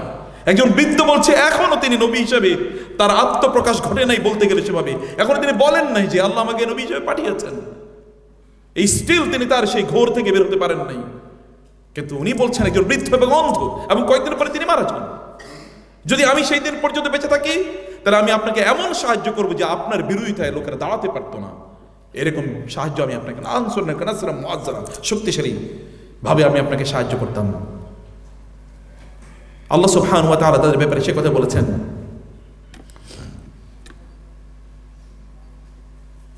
যে আল্লাহ সুবহানাহু ওয়া তাআলা সে কথা বলেছেন, যারা আল্লাহকে সাহায্য করে, ইন তানসুরুল্লাহ ইয়ানসুরকুম ওয়া ইউসাব্বিত আকদামাকুম। তোমরা যদি আল্লাহকে সাহায্য করো, আল্লাহ তোমাদেরকে সাহায্য করবেন এবং আল্লাহ সুবহানাহু ওয়া তাআলা তোমাদের পাগুলোকে শক্তিশালী করে দেবে। তোমরা পিছলাবে না, তোমাদের জীবনে কোনো ব্যর্থতা কোনোদিন তোমাদেরকে স্পর্শ করবে না। আপনাদের রাসূলের একটা ফোকাস ছিল, তার গোটা জীবনকে তিনি একটা ফোকাসের মধ্যে সীমাবদ্ধ করে রেখেছেন। What is the focus of your life? What is the focus of your life? আপনার জীবনের ফোকাস কি? তিনি তো একটা ফোকাসে তার গোটা জীবনকে তিনি ব্যয় করেছেন। 23 বছরের জীবন, এর মধ্যে 13 বছর তো মক্কায় নির্যাতিত নিপীড়িত, কিন্তু তারপরে তিনি দেখেন তো কি করেছেন। এই যে আপনার এই অডিটোরিয়ামে এখন বলেন তোমার নেতা আমার নেতা বিশ্বনবী মুস্তাফা, যার কারণে বলেছেন ওই যে সময়গুলো তিনি যে একটা ফোকাস লাইফ লিড করেছেন, এই ফোকাস লাইফ লিডের ফসল হচ্ছেন আপনারা। এবং আপনাদের অন্তরে যে আলো জ্বলেছে, এই আলো কিন্তু ওই কারণে জ্বলেছে। তিনি মানুষকে ভালোবাসতেন, আপনাদেরকে ভালোবাসতে হবে। তিনি শত্রুদেরকেও ভালোবাসতেন, কারণ তার মধ্যে একটা মানুষকে জাহান্নাম থেকে বাঁচানো, মানুষকে শয়তান এর কবল থেকে রক্ষা করার জন্য তিনি পরমভাবে ফিল করতেন। আল্লাহ তাআলা কোরআনের পাতায় পাতায় সে কথা বলেছেন। আল্লাহ রাসূল সাল্লাল্লাহু আলাইহি ওয়াসাল্লাম তিনি যখন মন খারাপ হয়ে যেত, তিনি রাতের বেলা আল্লাহর সামনে দাঁড়িয়ে যেতেন নামাজে। ওয়ালাকাদ না'লামু আন্নাকা ইয়াদীকু সাদরুকা মিমা ইয়াকুলুন ফাসাব্বিহ বিসমি রাব্বিকা ওয়া কুম মিনাস সাজিদিন ফাসাব্বিহ বিহামদি রাব্বিকা ওয়া কুম মিনাস সাজিদিন ওয়া'বুদ রাব্বাকা হাত্তা ইয়াতিয়াকাল ইয়াকিন। আল্লাহ বলেছেন আমি জানি ওরা আপনাকে যে কষ্ট দিচ্ছে, ওরা যে আপনাকে বিভিন্ন ধরনের কথাবার্তা বলছে, physical as well as psychological torture করছে, আমি জানি এতে আপনার মন খারাপ হয়ে যায়। মন ভালো করার জন্য রাতের বেলা নামাজে দাঁড়িয়ে যান, আমি আপনার অশান্ত মনটাকে শান্ত করে দেব। এবং তিনি রাতের বেলা দাঁড়াতেন নামাজে, রাত ভর তিনি নামাজ আদায় করতেন। পরের দিন সকালে আরো ফ্রেশ অবস্থা নিয়ে তিনি আবার দাওয়াতি কাজ করতেন। এটা তার অবস্থা ছিল। আপনি যদি এরকম দাওয়াতি কাজ তো আপনার জীবনে যদি সফল হতে চান, তাহলে রাতের বেলা আল্লাহর সামনে দাঁড়িয়ে যান। কুমিল লাইলা ইল্লা কালিলা ওয়া মিনাল লাইলি ফাতাহাজ্জাদ বিহি নাফিলাতাল লাক আসা ইয়াবআসাকা রাব্বুকা মাকামান মাহমুদা। রাতের বেলা কিছু অংশ আল্লাহর জন্য নিবেদিত করুন, আল্লাহ তাআলা আপনাকে সমাজে মাকামে মাহমুদ প্রদান করবেন। সম্মানিত স্থান, পজিশন আল্লাহ তাআলা আপনাকে প্রদান করবেন। আপনি যদি সমাজে সম্মানিত হতে চান, getting respected in the eyes of the people, মানুষের চোখে আপনি অনার্ড, রেসপেক্টেড, ডিগনিফাইড হতে চান, তাহলে আল্লাহর সামনে দাঁড়িয়ে যান। মনে রাখবেন আল্লাহর সামনে যত দাঁড়াবেন, মাথাটা যত আল্লাহর জন্য নিচু হবে, তত আল্লাহ তাআলা মানুষের সামনে আপনার মাথাকে উঁচু করে দেবেন। আপনার এই কপালে যত ময়লা এবং আবর্জনা লাগবে, যে ধুলাবালি লাগবে, এই সকল ধুলাবালির কারণে আপনার অন্তরের সকল ধুলাবালি আল্লাহ তাআলা দূর করে দেবেন। আপনার চোখ থেকে যদি এক ফোঁটা পানি পড়ে, এর মাধ্যমে আল্লাহ সুবহানাহু ওয়া তাআলা আপনার অন্তর জগতের সকল কষ্টগুলো দূর করে দেবেন। এর কারণে আল্লাহ তাআলা আপনাকে ধুয়ে মুছে সাফ করে দেবেন, পুত পবিত্র করে দেবেন। বৃষ্টি যেমনিভাবে পরিবেশকে স্নিগ্ধ করে দেয়, আপনাকে এরকম স্নিগ্ধ করে দেবে যদি আল্লাহর সামনে যে আপনি দাঁড়িয়ে সময় কাটাতে পারেন। আপনার রাসূল তো তাই করেছে এবং সফলতা এখানে আছে। ওয়াসজুদ ওয়াক্তারিব, সাজদা দাও, তাইলে তুমি আমার নিকটবর্তী হতে পারবে। আপনার রব এর সান্নিধ্য পাওয়ার জন্যে আপনার রাসূল কি করেছেন তা দেখেন। এবং ইয়াং বয়সে তিনি কি করেছেন, ওয়াশাবুন নাশা ফি ইবাদাতিল্লাহ, সেই সকল যুবকদেরকে আল্লাহ ভালোবাসেন যাদের ইবাদতে তাদের সময়গুলো কাটে, ইবাদতে তাদের সময় কাটে, তাদেরকে আল্লাহ সুবহানাহু ওয়া তাআলা ভালোবাসেন। এবং এই গোটা পৃথিবী জুড়ে যত পরিবর্তন হয়েছে, বিবর্তন হয়েছে, তা মুসলমানদের, তা যুবকদের মাধ্যমে হয়েছে। গোটা যুগ যুগ ধরে যা হয়েছে তা যুবকদের মাধ্যমে হয়েছে। আপনি যদি কেবল আল্লাহর কাছে আপনার দুহাত তুলে প্রসাদিত করে যদি বলতে পারেন, মুসলিম ইবনে কুতাইবা বিন মুসলিম যখন তিনি সেন্ট্রাল এশিয়া এবং ওই অঞ্চলগুলো যখন তিনি বিজয় করছিলেন, তখন তার সাথে একজন উইং কমান্ডার, একজন মানে ছোট একজন সেনাপতি ছিল, তিনি তো প্রধান সেনাপতি, আরও কিছু মানে ছোট ছোট গ্রুপের একজন সেনাপতি, তার নাম ছিল মোহাম্মদ বিন ওয়াসি। বলে যে মোহাম্মদ বিন ওয়াসি কই, তাকে দেখতে পাচ্ছি না।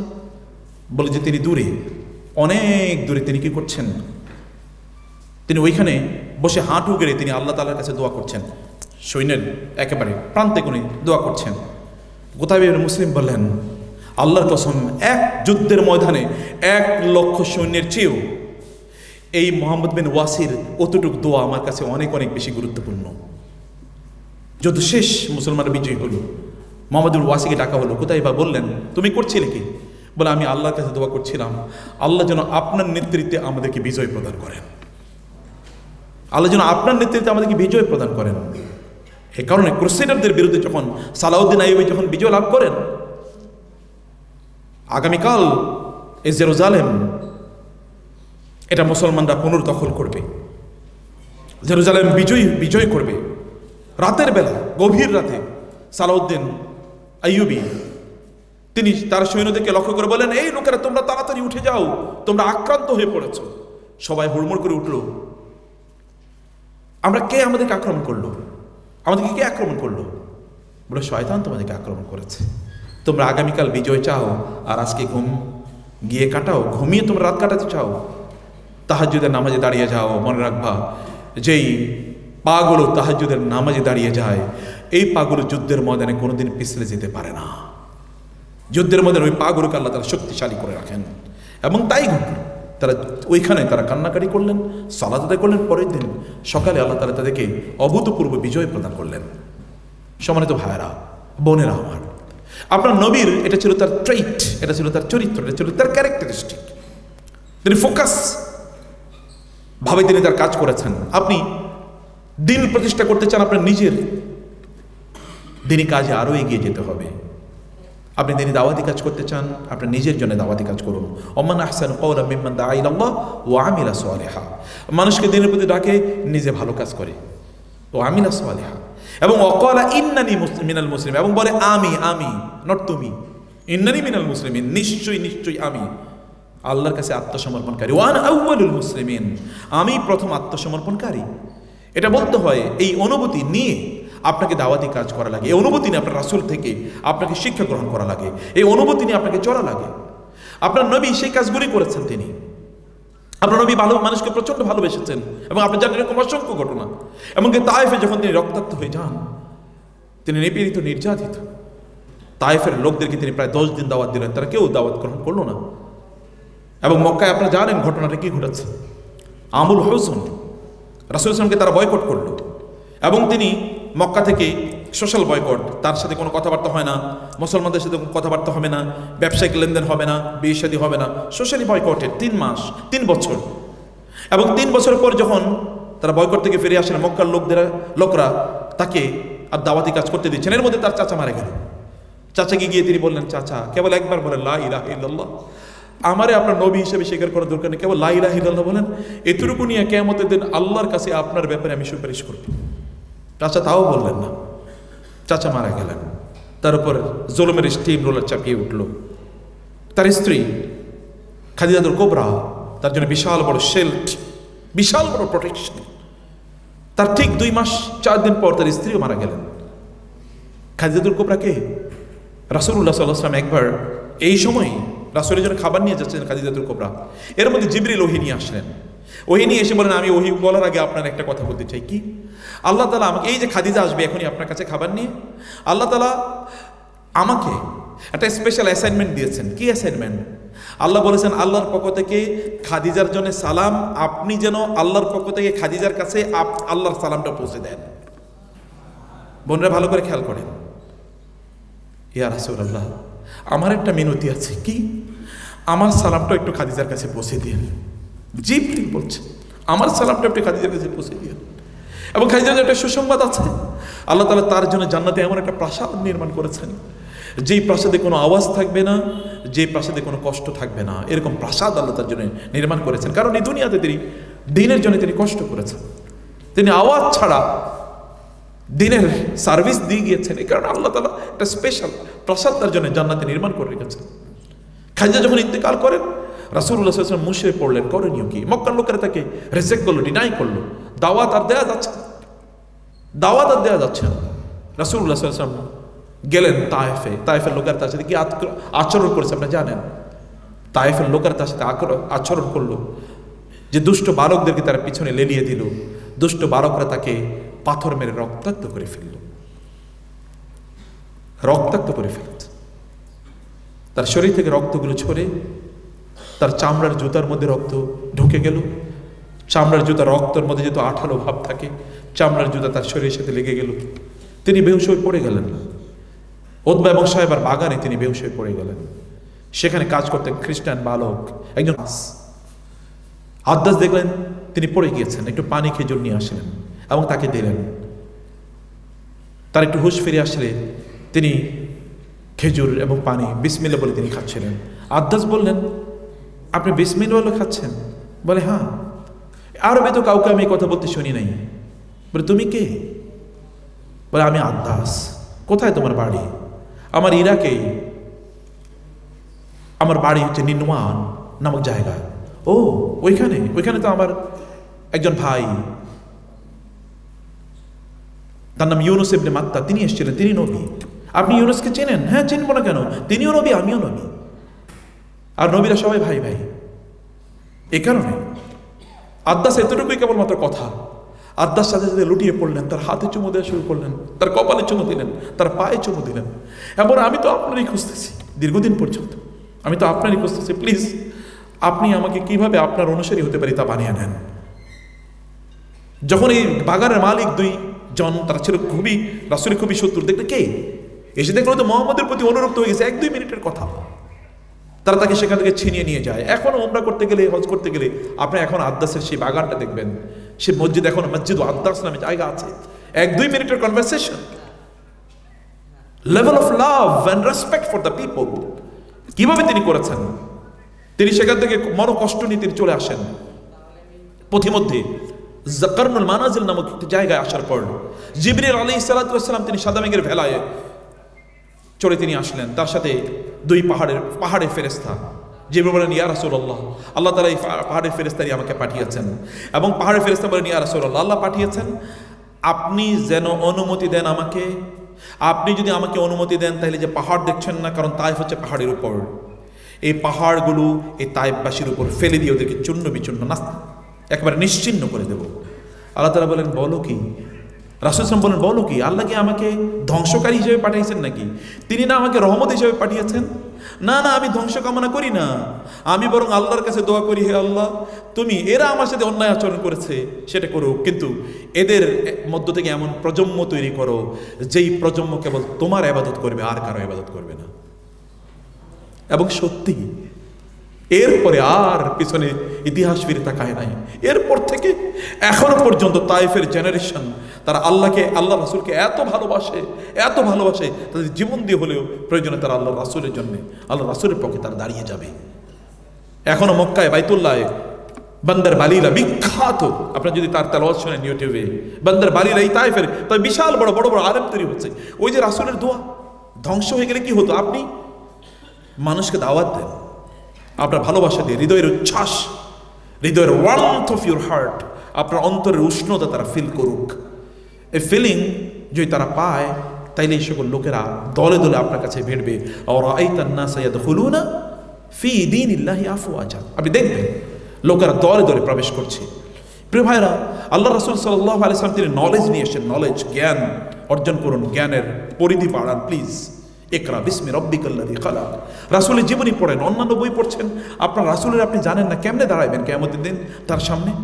আপনি তাকে জানেন না, আপনি তাকে পড়েন না, আপনি তাকে চেনেন না, আপনি তাকে পড়েন না, আপনি তাকে চেনেন না, কেমনে দাঁড়াবেন আপনি তার সাথে? তলহা ইবনে উবাইদুল্লাহ, রাসূলুল্লাহ সাল্লাল্লাহু আলাইহি ওয়াসাল্লাম এরকম একটু উপরে উঠবেন, কিন্তু পাথরে উঠার জন্য তিনি উঠতে পারছিলেন না। রাসূলুল্লাহ সাল্লাল্লাহু আলাইহি ওয়াসাল্লাম উঠতে পারছেন, এত বড় পা, মানে এত বড় দিতে পারছিলেন না তিনি।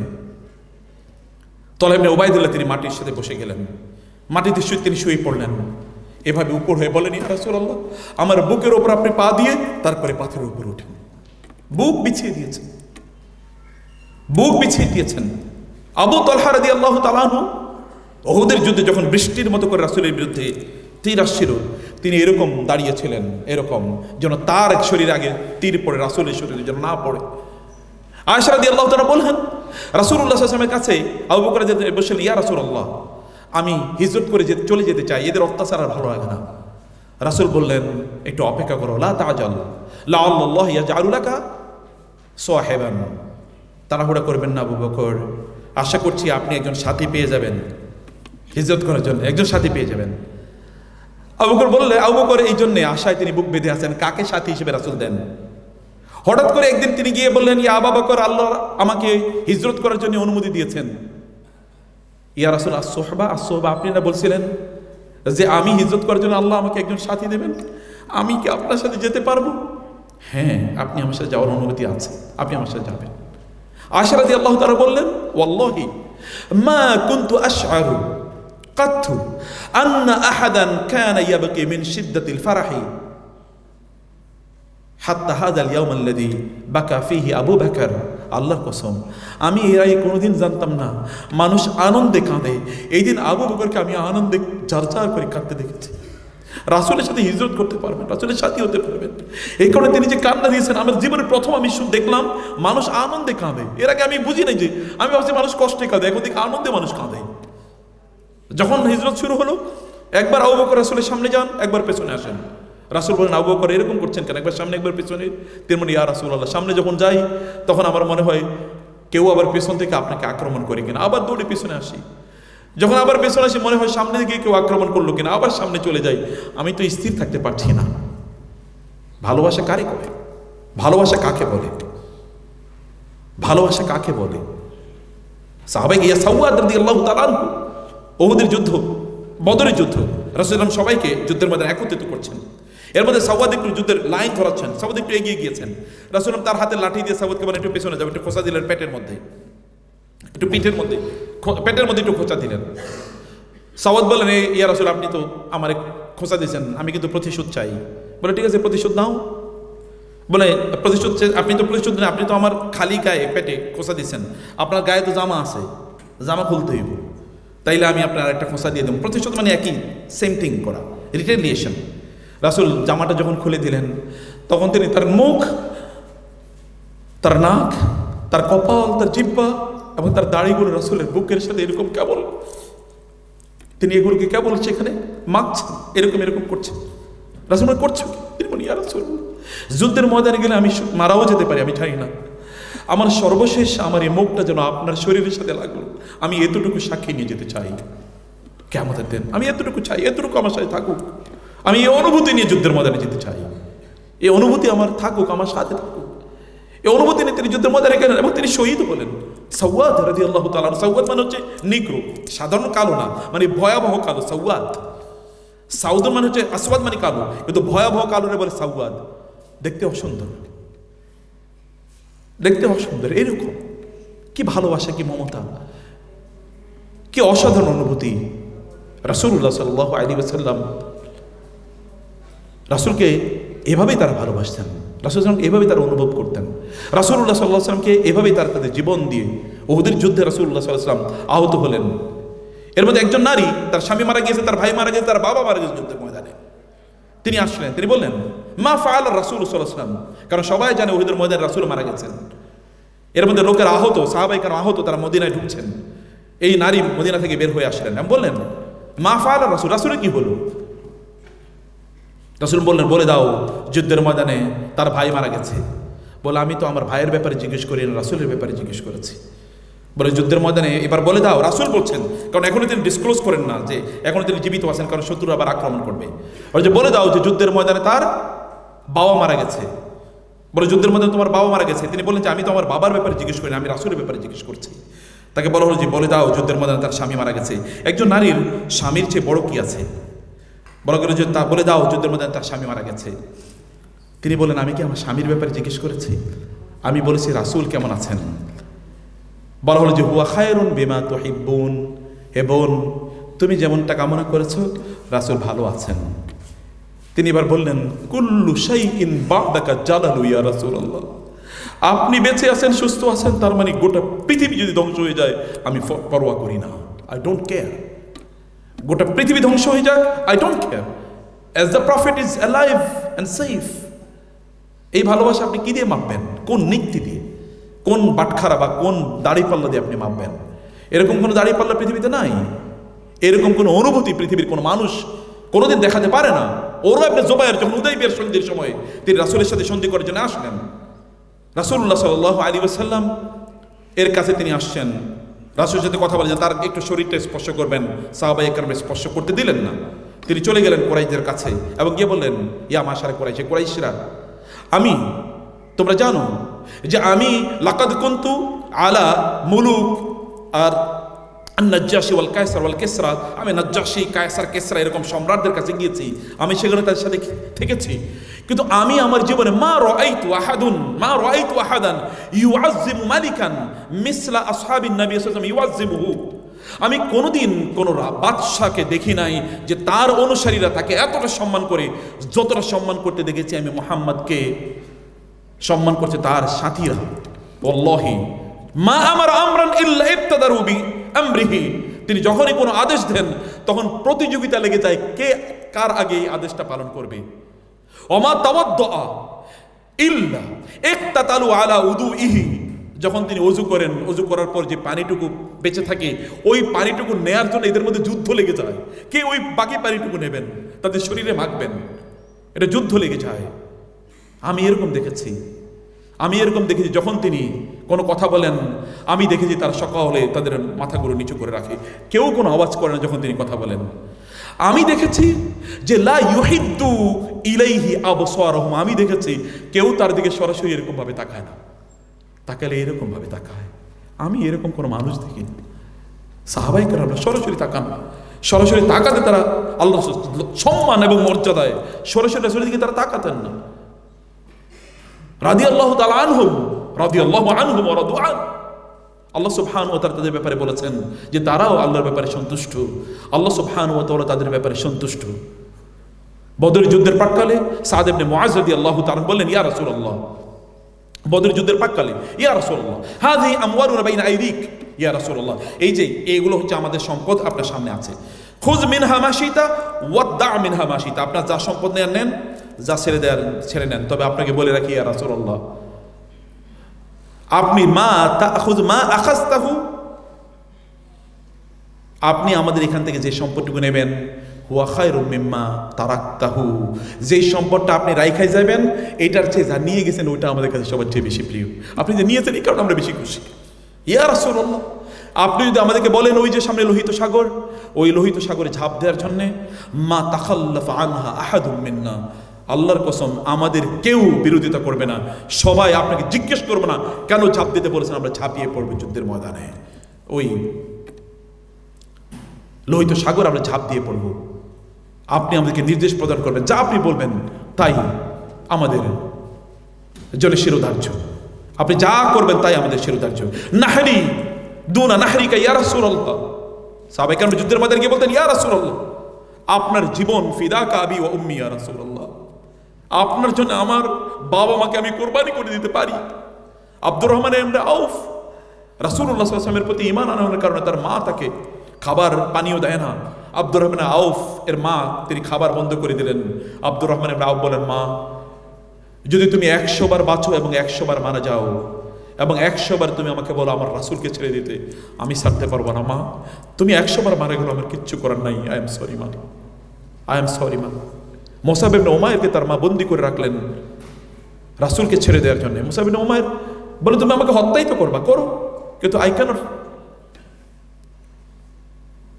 Forget my prophet, I can't leave him, আমি তাকে ছেড়ে দিতে পারবো না, আমি তাকে বলে যেতে পারবো না। বঞ্চিত করবা, সম্পদ থেকে বঞ্চিত করে দাও। মক্কার সবচেয়ে পশ লাইফ লিডকারী যে যুবক, সবচেয়ে দামি পারফিউম পরে, সবচেয়ে দামি জামা কাপড় পরে, তার মক্কায় তার জামা কাপড় তৈরি হয় না, সিরিয়াতে জামা কাপড় তৈরি হয়। আপনাদের মতো যুবক, লাইফস্টাইল তার স্টাইলিশ যুবক, সেখানকার মডেল, সেখানকার তারকা, সেখানকার সেলিব্রিটি, এরকম একটা যুবক এক কাপড়ে তিনি মদিনা হিজরত করে চলে গিয়েছে, কেবল for the love of your prophet, কেবল রাসূলকে ভালোবাসার করে নেই, তিনি এতটুকু করেছেন, কোনো কিছুকে পরোয়া করেন নাই। এরা এমন জেনারেশন, এমনভাবে তারা আল্লাহর রাসূলকে, আপনার রাসূলকে তারা ভালোবাসতেন, এমনভাবে তারা রাসূলের জন্য তাদের জীবনকে কোরবানি করে দেওয়ার জন্য তারা উদ্গ্রীব হয়েছিলেন। কখনো তার বিপরীত এবং তার বিপরীত কোনো অবস্থা তাদের জীবন হবে এটা কখনো তারা কোনোদিন চিন্তাও করতে পারে নাই। সম্মানিত ভাইয়েরা, আমি যেন বলছি, আমি কিছু গল্প আপনাদের কাছে বলতে চেয়েছি, আর আমি কোনো কিছু আর বলতে চাই না, শুধু আপনাদের কাছে তার কবিরা তাকে লক্ষ্য করে বলেছেন, ওয়াহসানু মিনকা লাম তারা কাত্তু আইনি ওয়া আজমালু মিনকা লাম তালিদিন নিসাউ খুলিকতা মুবাররাআন মিন কুল্লি আইবিন কাআন্নাকা খুলিকতা কামা তাশাউ। তিনি বলেছেন, তার কবিরা তাকে লক্ষ্য করে কবিতা গেয়েছেন, আপনার চেয়ে সুন্দর কোনো মানুষ আমার চোখ দেখে নাই, আপনার চেয়ে সুন্দর কোনো মানুষ পৃথিবীর কোনো মা কোনোদিন জন্ম দেয় নাই। এই তো এরকম মানুষ কোনোদিন পৃথিবীর কোনো মা জন্ম দেয় নাই। কুলিকতা মুবাররান মিন কুল্লি আইবিন, আপনার চরিত্রের মধ্যে কোনো ত্রুটি নাই, কোনো ত্রুটি নাই। এমন ভাবে বাররা রাদিয়াল্লাহু আনহু ইবনে আযিব, তিনি একবার আসমানের দিকে তাকাচ্ছেন, চাঁদের দিকে, একবার রাসূলের দিকে তাকাচ্ছেন। রাসূল বলেন, কি দেখতেছো? বলেন, ইয়া রাসূলুল্লাহ, ওই চাঁদের মধ্যে একটু কালিমা দেখা যায়, কিন্তু আপনার জীবনে আমি কোনোদিন কোনো কালিমা দেখলাম না। চাঁদের মধ্যে একটু কালো দেখা যায় ভাব, কিন্তু আপনার মধ্যে কোনো কালো কোনোদিন দেখি নাই। কেমন মানুষ! আয়েশা রাদিয়াল্লাহু আনহা বলতেন, আমার বাসায় যখন মাঝে মাঝে আমার সেলাই করার জন্য নিডল এটা হারিয়ে যেত, আমি অপেক্ষা করতাম রাতে কখন রাসূল আসবে, তার চেহারা থেকে যে আলো বের হয়, আলোর মাধ্যমে আমি আমার ওই নিডলটা খুঁজে নিতাম। ওই আলোর মাধ্যমে খুঁজে পেতাম, এমনি খুঁজে পেতাম না, এটা রাসূলের আলোর মাধ্যমে আমি সেটাকে খুঁজে পেতাম। আল্লাহ সুবহানাহু ওয়া তাআলা রাসূলুল্লাহ সাল্লাল্লাহু আলাইহি ওয়াসাল্লামকে সেভাবে তৈরি করেছেন। রব্বাকা রব্বাকা রব্বাকা রব্বুকা জাল্লা মান রব্বাকা ওয়া রাআকা ফি কানফিল হুদা ওয়া হামাকা। আপনার রব আপনাকে স্পেশালি তৈরি করেছেন, স্পেশালি ক্রাফটেড, স্পেশালি ডিজাইনড। সুবহানাহু আ'তাকা ফায়দা ফাদাইলিন লাম ইউতিহি ফিল আলামিন সিওয়াকা। আপনাকে ছাড়া এই পৃথিবীতে তিনি এত মর্যাদা এবং এত সম্মান, এত বৈশিষ্ট্য অন্য কাউকে প্রদান করেন নাই। সিওয়াকা ফি খুলুকিন আযীমিন ওয়ারতাকা ফিকাল জামালু ফাজাল্লা মান সাওয়াকা। আপনার মাঝে পৃথিবীর সকল সুন্দর গুণগুলোর অবতারণা ঘটেছে। যিনি আপনাকে এত অসাধারণ করে সৃষ্টি করেছেন, সে মহান রবের জন্য প্রশংসা। সুবহানাহু আ'তাকা খায়রা রিসালাতিন ফিল আলামিন বিহা নাশারাত হুদাকা। সেই মহান রবের জন্য সকল প্রশংসা, যিনি আপনাকে শ্রেষ্ঠতম রিসালাত, নবুয়ত, মিশন প্রদান করেছেন এবং জগতে আপনার এই মিশন মেসেজ গোটা পৃথিবীতে ছড়িয়ে পড়েছে। ওয়া হাব্বাকা ফি ইয়াউমিল হিসাবি শাফাআতান মাহমুদাতান মা নালাহা ইল্লা ইয়াকা। আপনাকে আল্লাহ তাআলা কিয়ামতের দিন, যেদিন লোকেরা বলতে থাকবে নাফসি নাফসি, নবীরা বলতে থাকবে নাফসি নাফসি, সেই দিন আপনাকে আল্লাহ সুবহানাহু ওয়া তাআলা কেবল সুপারিশ করার সুযোগ দেবেন, আর কাউকে দেবেন না। Special, everything is special for you. Allahu arsalaka ilayna rahmatan ma dalla man tabi'at khutaka. আল্লাহ তাআলা আপনাকে আমাদের জন্য রহমত হিসেবে নাজিল করেছেন। যেই সকল ব্যক্তিরা আপনার পদঙ্ক অনুসরণ করবে, তারা কোনোদিনই পথহারা হবে না।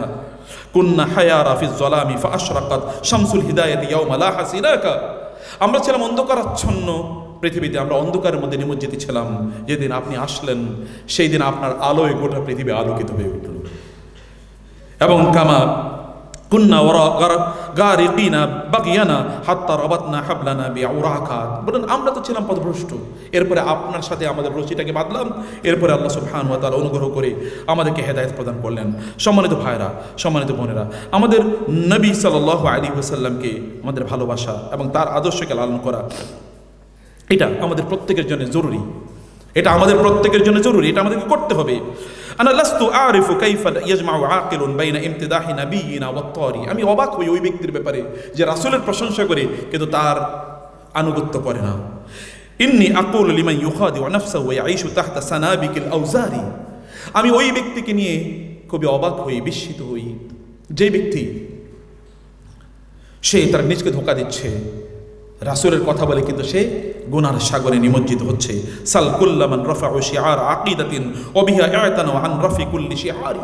যে ব্যক্তি আকীদা বিশুদ্ধ বলে তিনি দাবি করেন, যে ব্যক্তি তার শিআর হচ্ছে ইসলাম বলে দাবি করেন, সুন্নাহ হচ্ছে তার পতাকা বলে দাবি করেন, তিনি অন্য পতাকার নিচে কিভাবে গিয়ে একত্রিত হন? আলো ঝলমলে এখন আপনাদের এখানে যেমন আজকে এখানে আলোকোজ্জ্বল আয়োজন হচ্ছে, কিন্তু এর বাইরে কিন্তু আবার আরো বিভিন্ন দিন উদযাপন করার জন্য বিভিন্ন জায়গায় আয়োজন চলতেছে। আছে কিনা? আছে কিনা? লজ্জা হওয়া দরকার মুসলমানদের। কোন মুসলমানের যদি ব্যক্তিত্ব থাকে, সে যদি মুসলমানের সন্তান হয়, তাহলে সে বিজাতীয় আদর্শ কিভাবে লালন করে।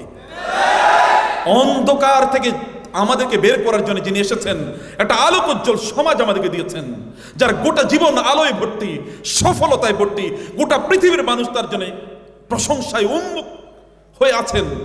এই পৃথিবীর সবচেয়ে সফল মানুষ।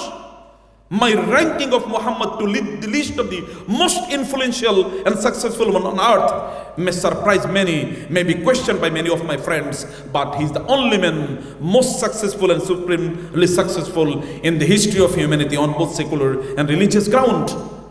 খ্রিস্টানরা পর্যন্ত বলেছে তার চেয়ে সফল মানুষ এই পৃথিবীতে নাই।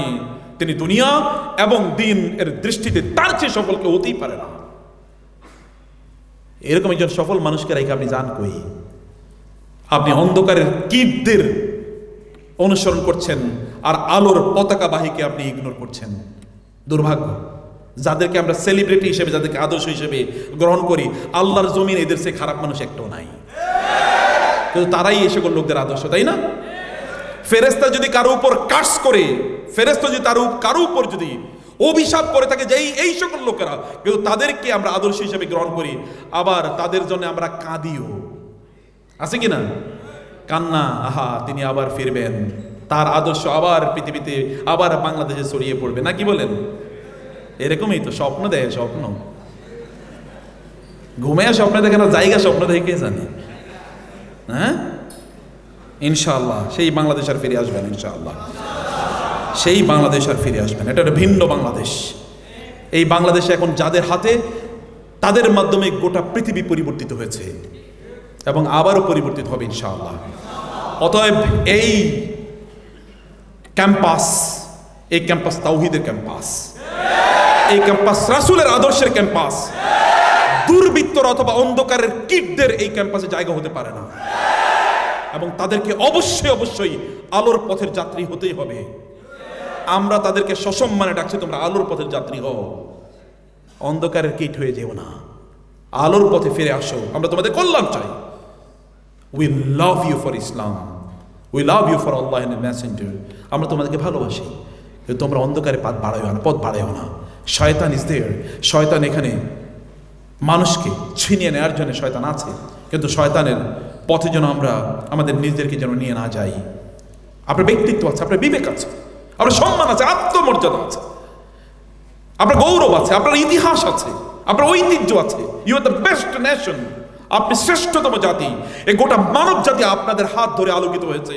যখন ইউরোপের লোকেরা পর্যন্ত জানতো না সভ্যতা কাকে বলে, তারা নগরায়ন কাকে বলে, সিভিলাইজেশন কাকে বলে, সায়েন্স কাকে বলে, টেকনোলজি কাকে বলে, মেডিকেল সায়েন্স কাকে বলে, হসপিটাল ম্যানেজমেন্ট কাকে বলে, চিকিৎসা কিভাবে করতে হয় তারা জানতো না।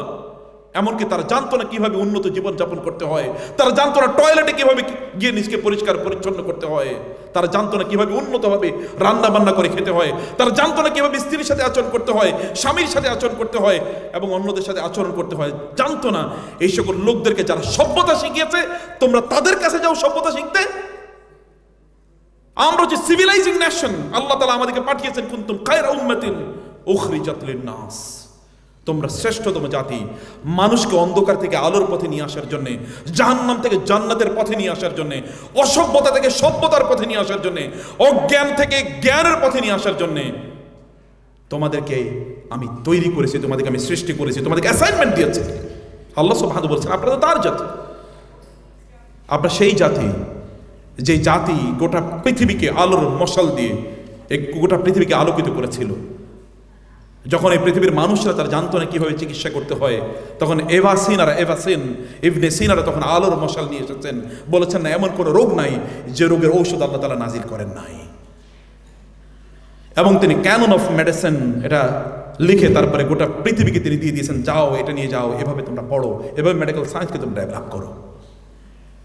কাম to the Quran, come to Islam. ইসলামকে পালন করার জন্য এলিট ক্লাসের লোক হওয়া লাগে, মনটা এলিট হওয়া লাগে।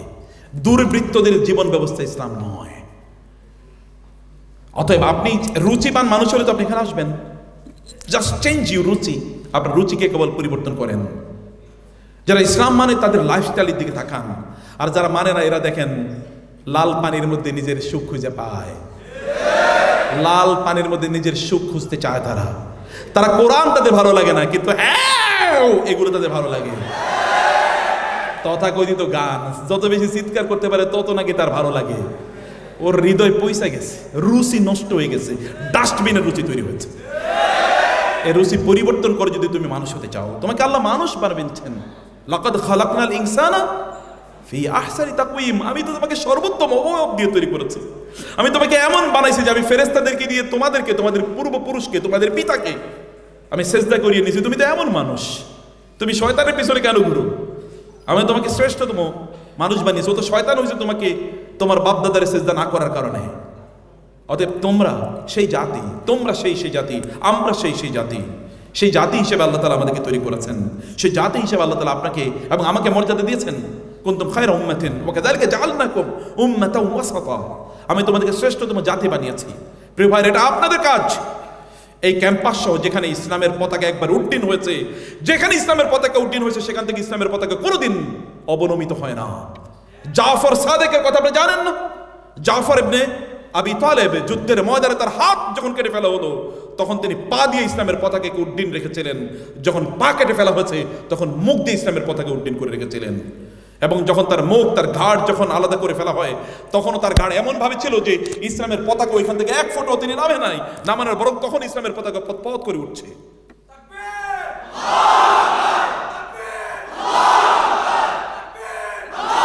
আপনি সেই জেনারেশন। এই জেনারেশনের 18 বছরের যুবক মোহাম্মদ বিন কাসেম যখন শুনেছে একজন মুসলিম নারীকে এখানকার রাজপুতেরা তাকে অপমান করেছিল, মোহাম্মদ বিন কাসেম এই অঞ্চলকে প্রায় 17 থেকে 18 বার আক্রমণ করে এখানকার অসভ্য মানুষদেরকে সভ্য বানিয়ে দিয়েছিলেন। এটা তো আপনি তো সেই জাতি। যখন মুতাসিম বিল্লাহর কাছে সংবাদ আসলো যে মুসলমানদের একজন মুসলিম নারীকে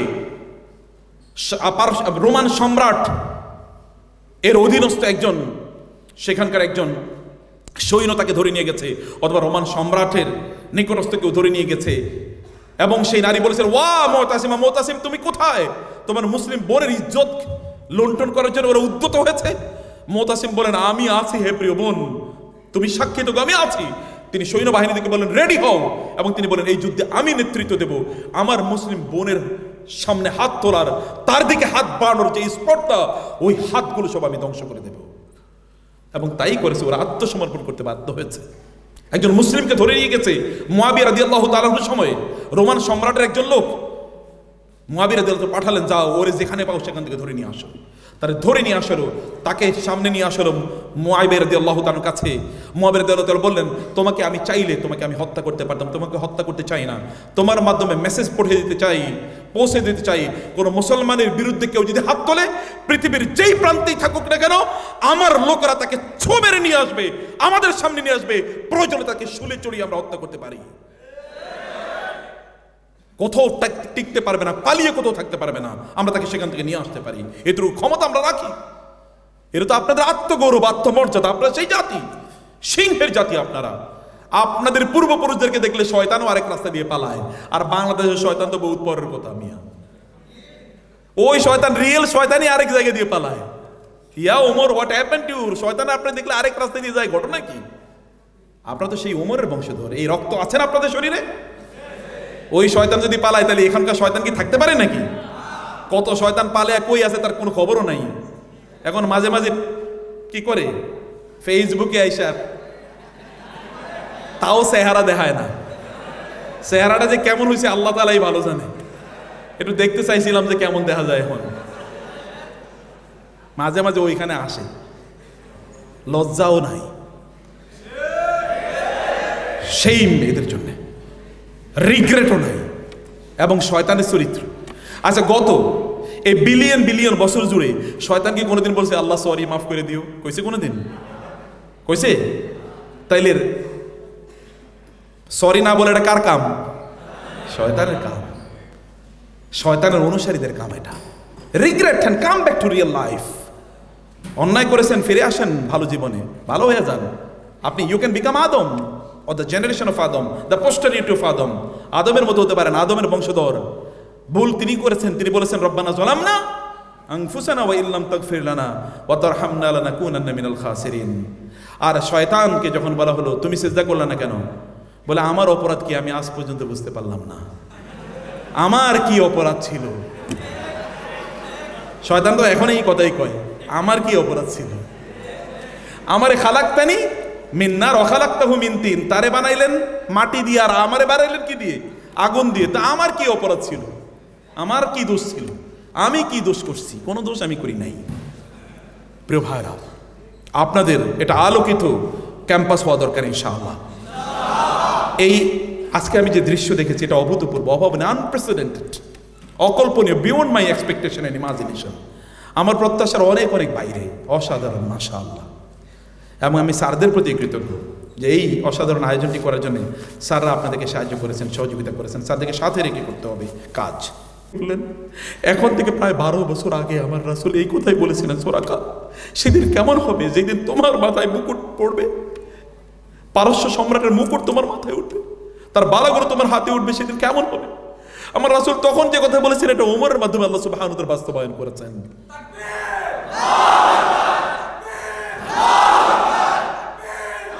প্রিয় ভাইরা, আপনার সেই জাতি, আপনাকে দমে গেলে চলবে না ইনশাআল্লাহ। আজকে শুরু, কিন্তু এটাই শেষ না। শেষ হবে যেদিন এই ক্যাম্পাসের পাতাগুলো পর্যন্ত, গাছগাছালি পর্যন্ত, ইটগুলো পর্যন্ত, বালিগুলো পর্যন্ত বলবে লা ইলাহা ইল্লাল্লাহ মুহাম্মাদুর রাসূলুল্লাহ। আমরা সেই দিন হব শান্ত।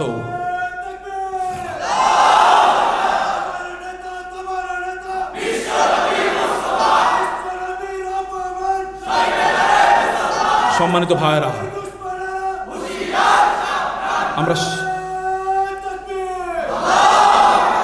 আমরা সেই দিন হব শান্ত যবে উৎপীড়িতের ক্রন্দন রোল আকাশে বাতাসে ধ্বনিবে না, অত্যাচারীর খড়গ কৃপান ভীম রণরোলে নড়িবে না। সেই দিন আমরা শান্ত হব। সেই দিন নেমে আসুক আমাদের এই দেশে, শান্তিতে ভরে যাক আমাদের এই সুজলা সুফলা এই দেশ। আমাদের সুফলা এই দেশ শান্তিতে ভরে উঠুক এবং ইসলামের সুশীতল ছায়াতলে সবাই আবার একত্রিত হোক। সেই রকম একটা দিনের প্রত্যাশা আমরা করছি এবং সেটা আপনাদের হাত ধরে আসবে ইনশাআল্লাহ। আল্লাহ তাআলার কাছে আপনাদের জন্য দোয়া করি, আল্লাহ তাআলা এই প্রজন্মকে কবুল করে নাও আল্লাহ। আমি এদের মাঝে তোমার আরেকটা ওমরের আবির্ভাব দেখতে চাই আল্লাহ। অনুগ্রহকে আরেকটা ওমরের মতো মানুষ এবং মানসিকতা এদের মাঝে দান করো আল্লাহ। আরেকটা সালাউদ্দিন আইয়ুবীকে দান করো, আরেকটা মুসা ইবনে মুসাইর, আরেকটা তারেক বিন জিয়াদ এর মতো লোক দান করো আল্লাহ। হে আল্লাহ, আরেকজন ওমর ইবনুল খাত্তাব দান করো, আরেকজন ওমর ইবনে আব্দুল আজিজ দান করো। হে আল্লাহ, আরেকজন এমন ব্যক্তিত্ব দান করো যাদের মাধ্যমে, যাদের হাত ধরে, যাদের নেতৃত্বে এই বাংলাদেশ সত্যিকার সোনার বাংলাদেশে পরিণত হবে।